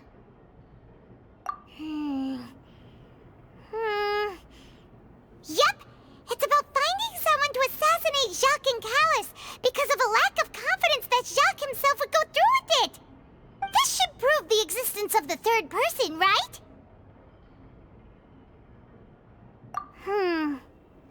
We still have not determined the exact content of the key information Callus has passed on to certain members of his organization. The old dog's a real menace to deal with. Even if he abides by the promise he's made to us, he will still have the upper hand, act whenever he wants to make our lives miserable. The only option left is to remove him from the picture entirely. I concur. Let's send someone to kill him. He won't declare war as long as we don't touch Navia. Oh, seems like we've got a bunch of correspondence between the higher-ups. They're all just so evil. What's all this? Aw, it's a bunch of really cute things. Pink accessories, a hair tie, a necklace, even a makeup box. Oh, Paimon sees it too, but why are all these cute things labeled with different girls' names? Huh? You mean the girls from the serial disappearances? They were brought here? And then they were turned into water. And all the boxes of things, these names. That means... Oh, this is terrible.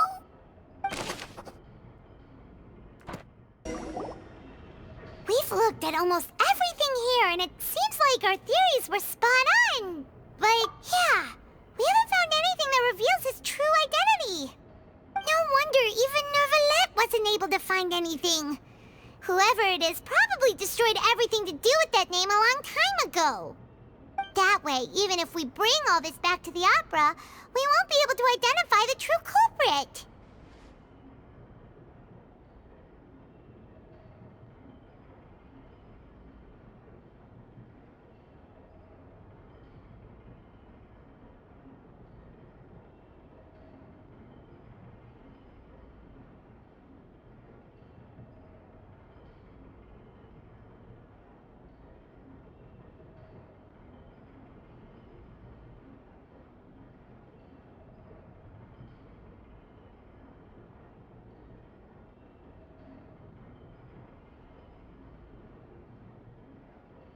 Sure thing. Paimon won't admit defeat to this guy either. You take that side and Paimon will take this side. Check everything carefully.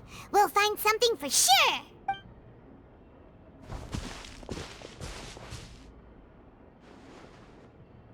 Ugh. Nothing at all. And Paimon can't even find snacks either.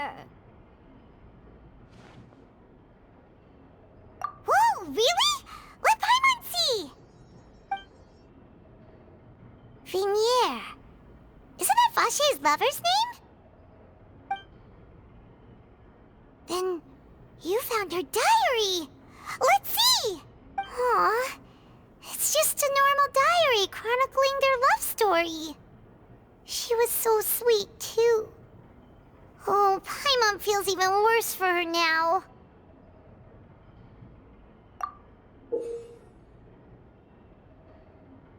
So many! A whole page's worth! But they're all crossed out. Was she unhappy with all of them? The final name she decided on was... Marcel. Wait, but Marcel's pretty old. Has this case been going on for so long that he's Vache and Vinier's grown son?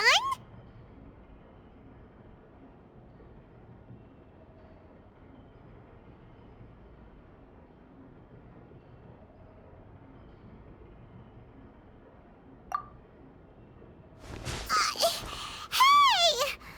Paimon still hasn't figured it out yet.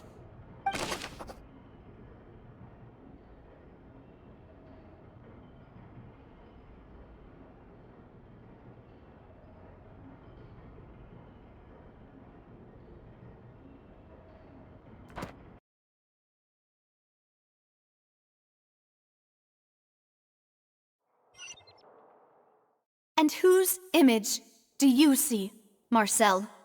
Is it a man named Vache? Oh, so you do know that name. I'm merely surprised you'd suddenly say the name of someone I've never even heard of.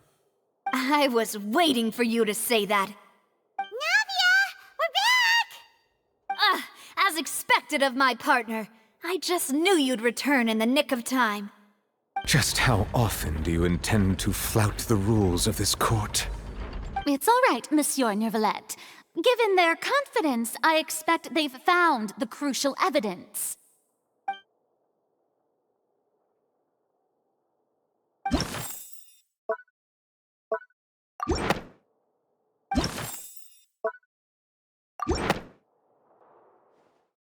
But the truth of it, Marcel, is that you've always been Vacher.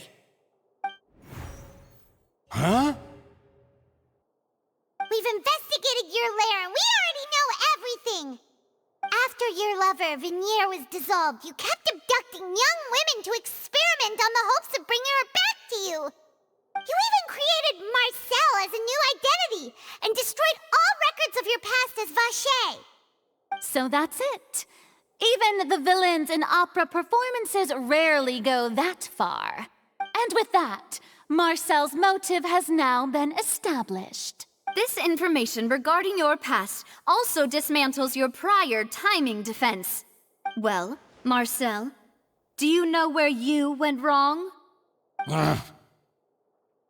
You fixated your gaze on the lover that passed away, instead of paying attention to the living people around you. So, you never noticed how we changed, or how we grew as individuals. You also never understood Boss's real expectations for his daughter. Or our determination to see things through. Your determination. Mr. Marcel, please speak up now if you would like to defend yourself. Otherwise, the trial will move on to the next stage. Do you really think I wanted to do any of this? Pay attention to you? What for? Have you ever paid attention to me? Ever empathized with my pain? Ever known how it feels to watch the love of your life dissolve right in front of your eyes? No one helped me. No one even believed me. All those decades ago, even the officers from the Maison Gardiennage were laughing at me. They said there's no way a human being can turn into water. So I must have gone mad from grief. Vinier's death was brushed away by all of you as if it didn't matter at all. Well, now you know, don't you? Ha! Well, it's too late now. All those who were dissolved are gone forever. You only have yourselves to blame. You set up this ornate opera house in pursuit of your so-called justice, your beloved drama, while turning a blind eye to the suffering of the people. Venier is dead. We promised each other that we would always be together. Wherever she goes, I will follow. But I'm not from this blasted place, so I can't be dissolved, no matter what I do. Hey, is that water from the primordial sea that he's drinking? I can't dissolve! Can't dissolve! Can't dissolve! Do you all see? I can't go, I can't follow. So if I can't go where she is, what choice do I have but to try to bring her back? I did all of that, and in the end, that accursed Callus still got the better of me. I spent my entire life living on pins and needles, only to get stabbed by his idiot daughter at the very end. The suspect is exhibiting signs of mental distress. Guards, please restrain him. Don't touch me! Don't anybody come near me. I still need to save Venier. A promise. We made a promise. Venier. Venier! Please, Venier, don't think badly of me. All I want to do is fulfill our promise. At this point, the verdict of this trial is clear. With Mr. Marcel's conviction, the charges against Mr. Tartaglia no longer have any basis. Fine by me.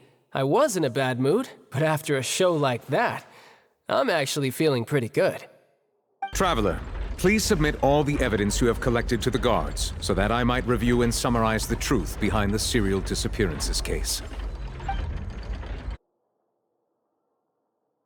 The man now known as Marcel was originally named Vacher and worked as an adventurer with his partner and lover Vignier.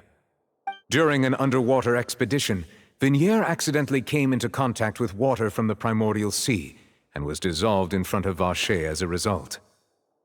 Vacher learned of the primordial water's existence through the work of others and began to kidnap young women for research, with the goal of discovering a method to restore Vignier back to life.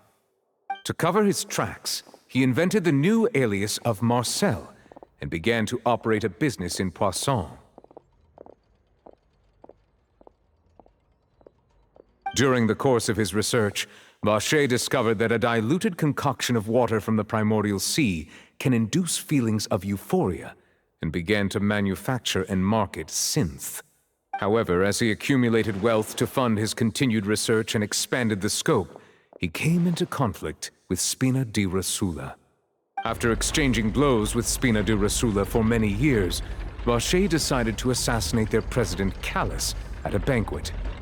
Although the assassination did not go as Vacher expected, he was able to turn Callus into the murder suspect by dissolving the assassin he sent to the scene.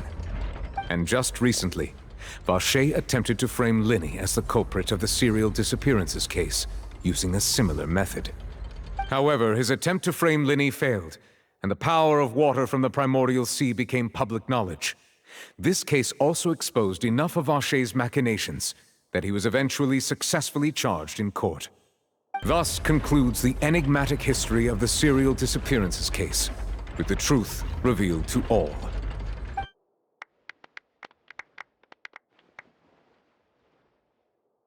The Oratrice will now deliver the final verdict regarding the charges against Mr. Vacher.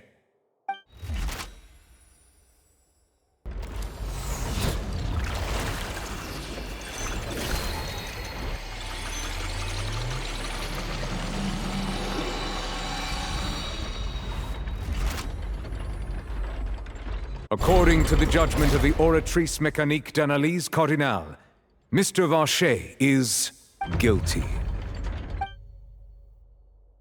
Guards! Take Vacher away.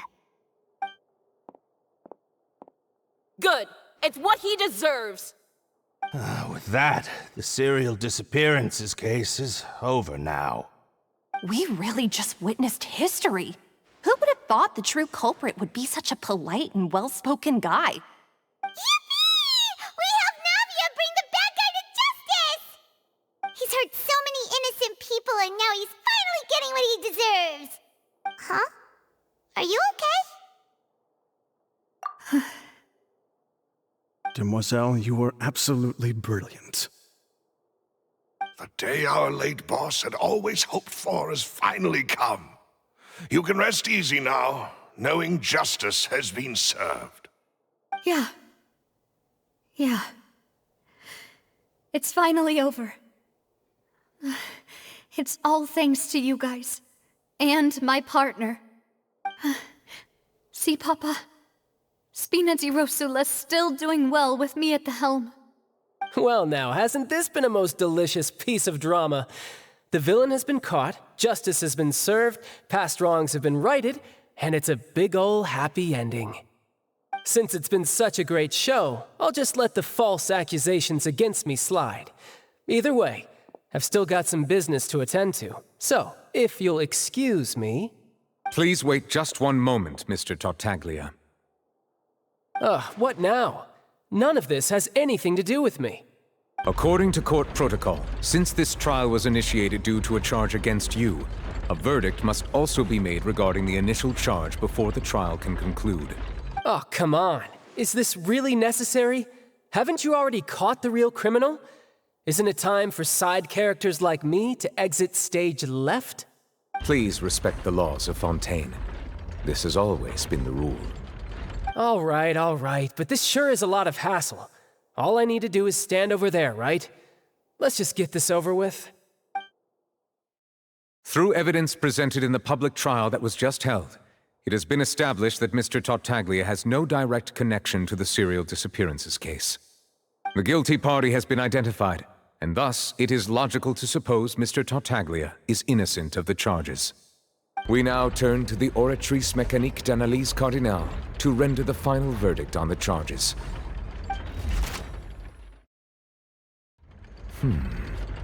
According to the judgment of the Oratrice Mécanique d'Analyse Cardinale, Mr. Tartaglia is guilty. What? Hey, hey! That's not funny! Didn't you just say I'm supposed to be innocent? What's with this verdict? Is your justice machine malfunctioning? Huh? This has never happened before. The Oratrice actually returned a different verdict from the Chief Justice. I mean, have you ever heard of an innocent Fatui Harbinger? Do you think the Oratrice might have just convicted him on general principle? But weren't the charges about the serial disappearances case? No matter what else he's guilty of, it shouldn't affect the verdict in this case, right? The judgment of the Oratrice Mécanique d'Analyse Cardinale is, by law, the final verdict of the court. We must accept the guilty verdict. Guards, please take the suspect into custody per court protocol.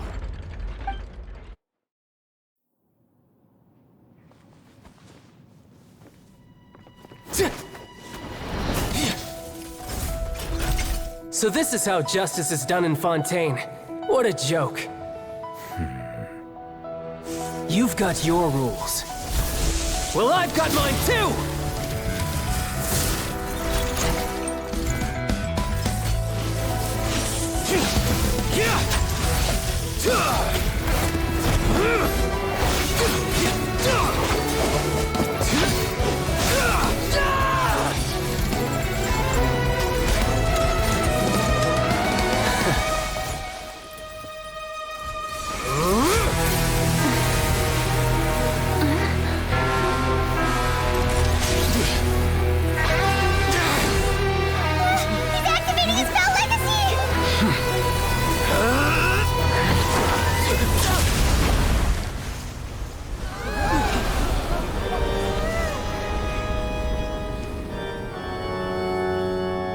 I am sorry.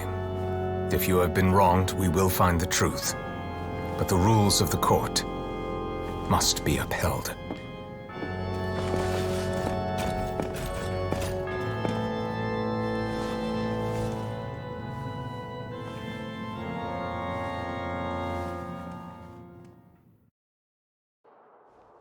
Hey, Monsieur Novelette, what's going on? Shouldn't they have been cleared already? Apologies. This is also the first time I've encountered such a situation. However, according to the rules established at the conception of Fontaine's court system, the Oratrice's judgment is the final verdict of the court. All I do is follow court procedure. As for why the Oratrice arrived at the conclusion it did, you should probably ask someone more knowledgeable than me.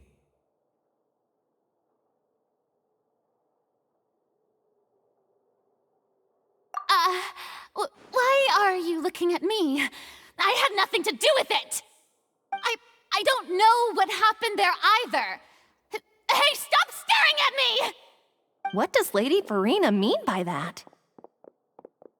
She says she has no idea either? But that's impossible. Didn't she create the Oratrice herself? Yeah, so are the verdicts reliable or not? Can results like this really be called justice?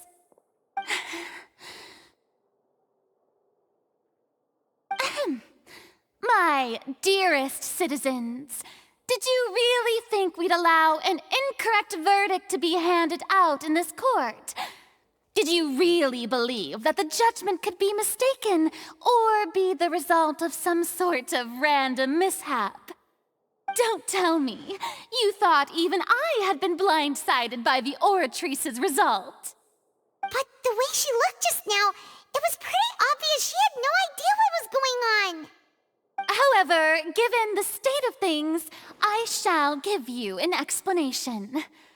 Everything that just took place, including my supposed shock and bafflement, was a part of an elaborate performance, with every action meant to stir up drama and excitement.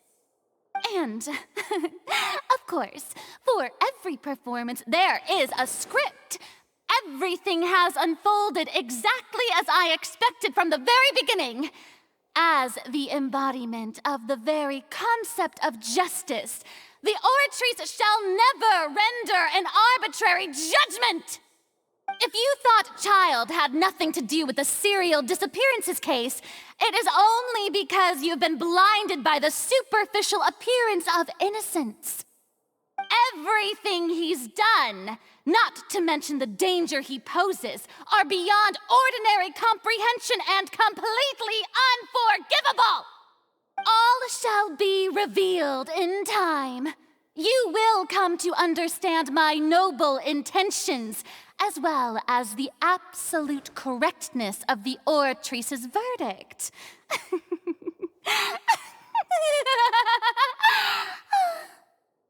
Now, having said that, although I hate to leave things hanging in suspense, it is now time for this performance to end. As the lead actress, I shall be the first to take my leave. Toodaloo! So she chose to make her escape after all, did she? So you're saying we shouldn't put much stock into what she just said? She probably just put on that performance to save face. As for the truth, it's unlikely that she actually has any idea. However, please be assured that I will continue to investigate this case in a personal capacity. Just as I promised, if the judgment has been incorrect, we will do our utmost to clear his name. All right. Even though we feel pretty badly for him, we'll take your word for it for now. After all, he's done plenty of bad stuff, so he should have known he'd go to prison someday, right?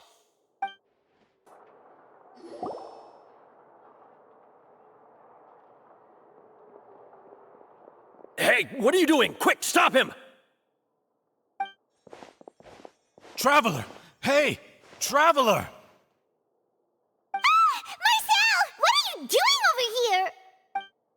Stop resisting arrest! Cease, or we'll add another charge to the list! No, wait! I just want to ask the Traveler something. I'm not looking to run away. Please, just let me ask this one small thing. Go on. Thank you. I was being led away when I finally realized something. Where did you first hear the name Vache? I erased all records of that name. So, unless... Are you still trying to prove your innocence? Give it up. You've already been convicted.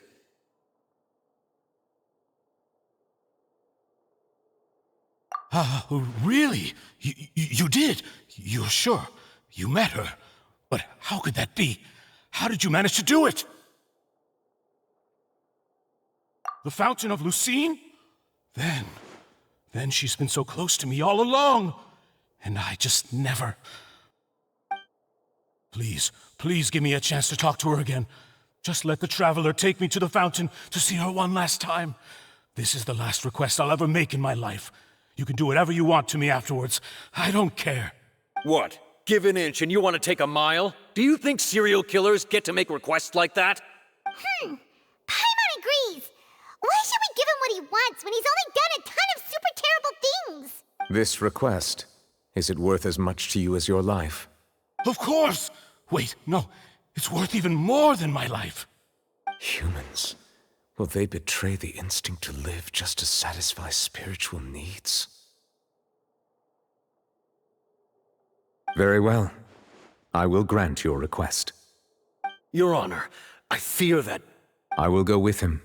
You do not need to worry about any escape. In that case, I shall leave him in your most capable hands, Chief Justice. Thank you, Your Honor.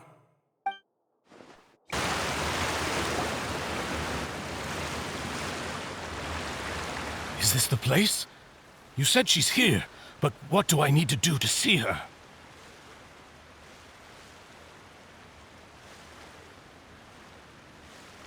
Yeah, and even Paimon could hear her after drinking that thing. Didn't you just drink a lot of it on the stage as well?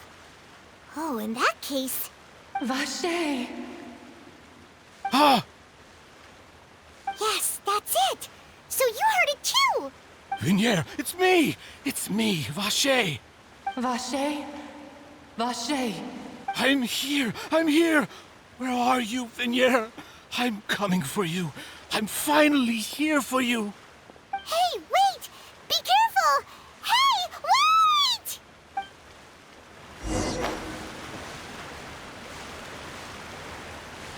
Vignier, is that you? It's me, Vache! Vignier! Vache? Why did you come? Didn't I say? You don't need to look for me. You look a lot older than I remember. How long has it been? It's been more than 20 years. I've suffered for over 20 years since the day you left. All this time, only the thought of bringing you back has kept me alive. Nothing else mattered to me.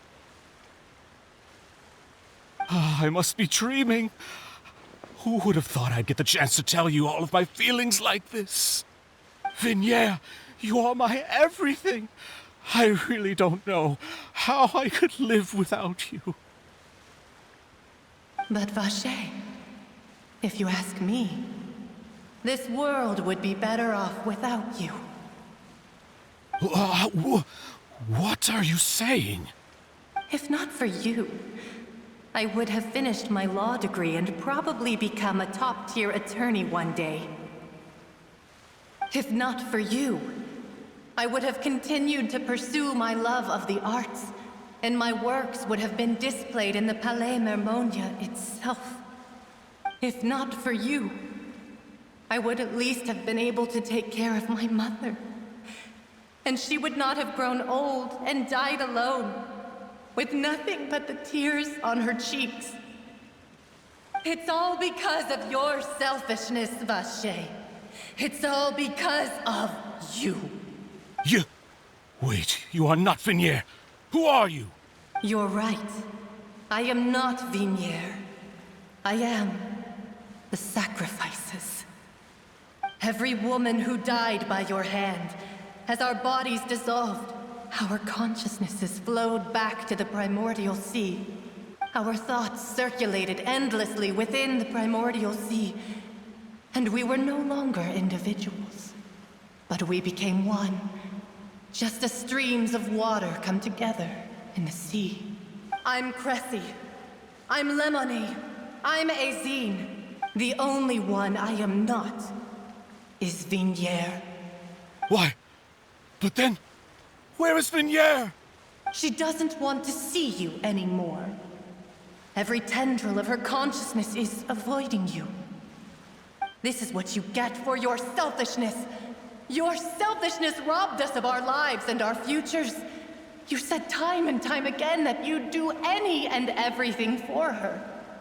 But did you ever consider whether she'd want to see you do the things that you did? If she would despise you for what you became?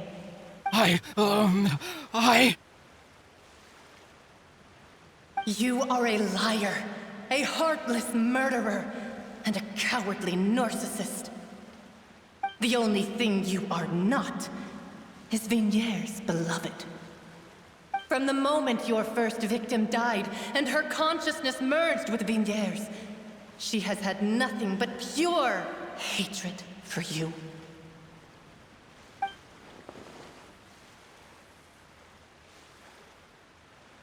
No! Vignier! She can't hate me. Let me see her. Please, have mercy. You still don't understand. When I said don't look for me, that came from the real Vignier. She really doesn't want to see you anymore. But on top of that, she also said that because it's her final drop of pity for you. She said that because she knew that if you did come here, we will show no mercy to you. Vache. Vache? Vache. Vache. Vache. Vache.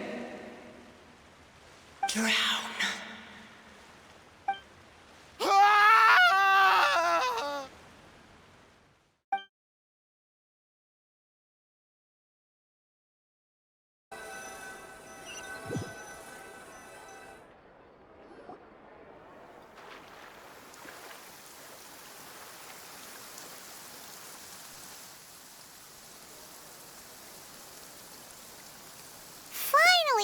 some time to do shopping. Gosh, it's really been a long time since we've been able to relax. Huh. Well met, partner. I knew something great was going to happen when I woke up in such a good mood today. Even this weather can't put a damper on the demoiselle's mood. It's a pleasure to see you both again. Oh, hey, Navia! It's been a few days. Paimon's already started to miss you. Oh, now that I believe. I'm easy to work with and always bring home the bacon. Who wouldn't treasure having a partner like me? Sounds like you're really enjoying life these days, Navia. What have you been busy with since the trial? It's just been one thing after the other. I've been making non-stop trips between Poisson and the courts in Sen. Everyone from Spina di Rosula organized a memorial for my father.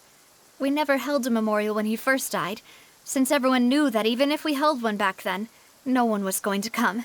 This time, though, everyone in Poisson, and even many people from the court, all attended. So his name's definitely been cleared now. That's what we like to hear. It's been the dearest wish of Demoiselle all along.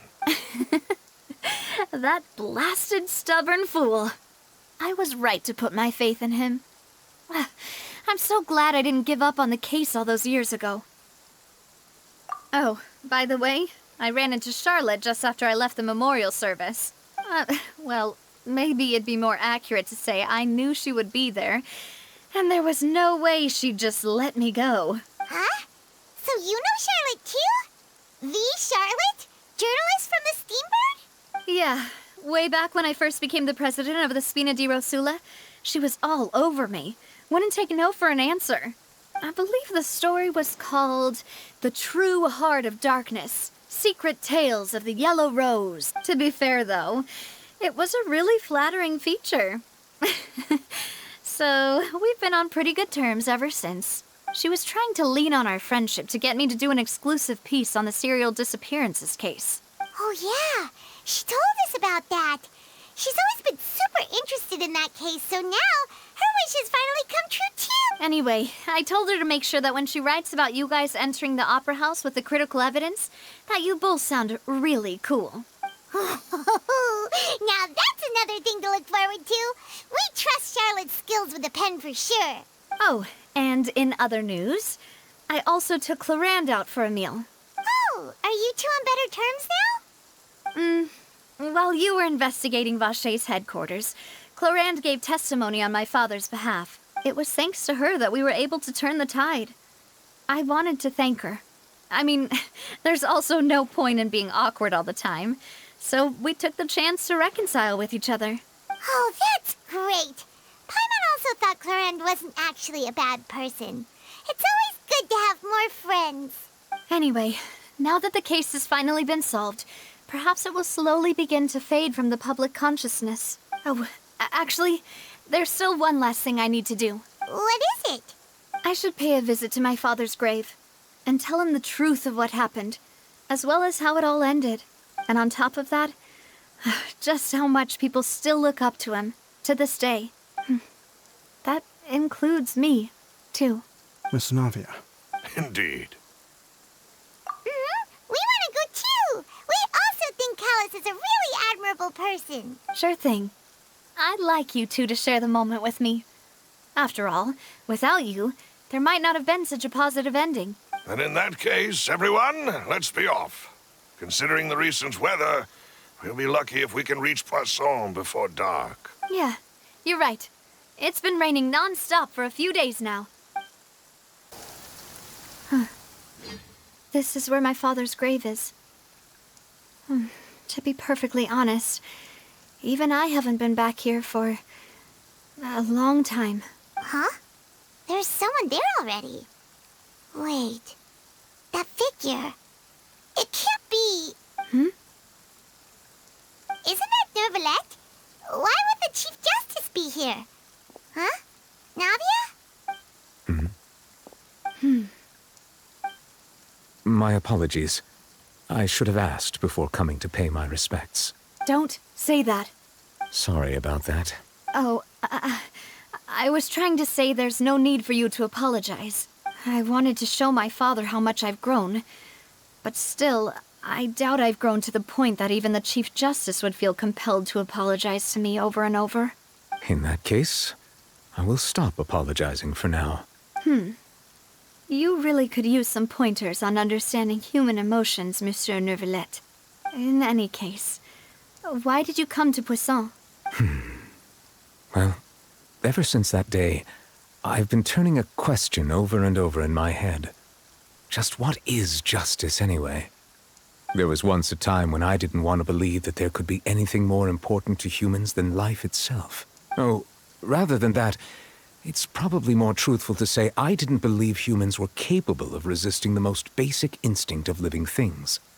That they could rebel against their own nature, or consider certain things to be more important than their own lives. Which is also why I didn't stop your father from beginning that fateful duel. I believed that a truly innocent man would never throw away his life like that.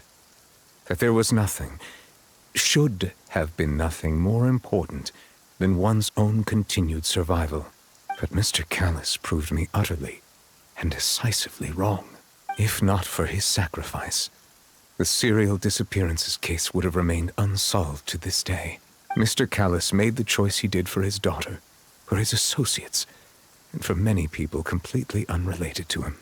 And in the end, from a certain perspective, one could say that he did it all for the sake of justice. A justice that's higher than life itself.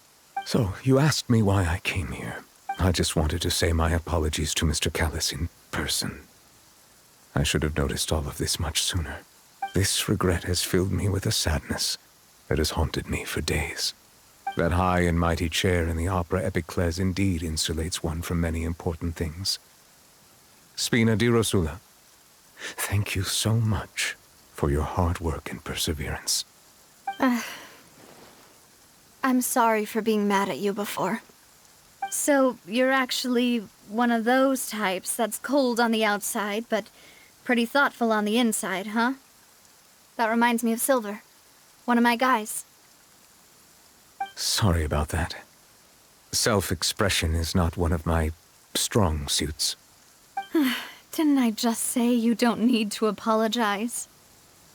Ah, so Navia and Neuvillette seem to have made their peace as well. Let's not disturb them for now. We can wait till after they're done.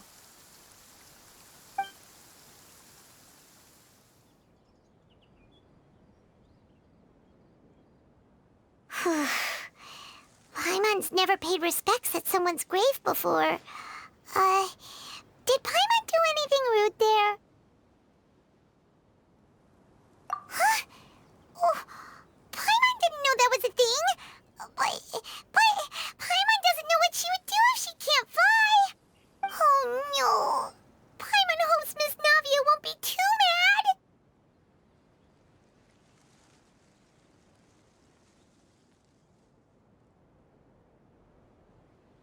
Anyway, Neuvillette is still standing around there. It's not often that we can catch him alone like this, so why don't we go talk to him for a bit? If we can't talk to Lady Farina, we can at least talk to him, right?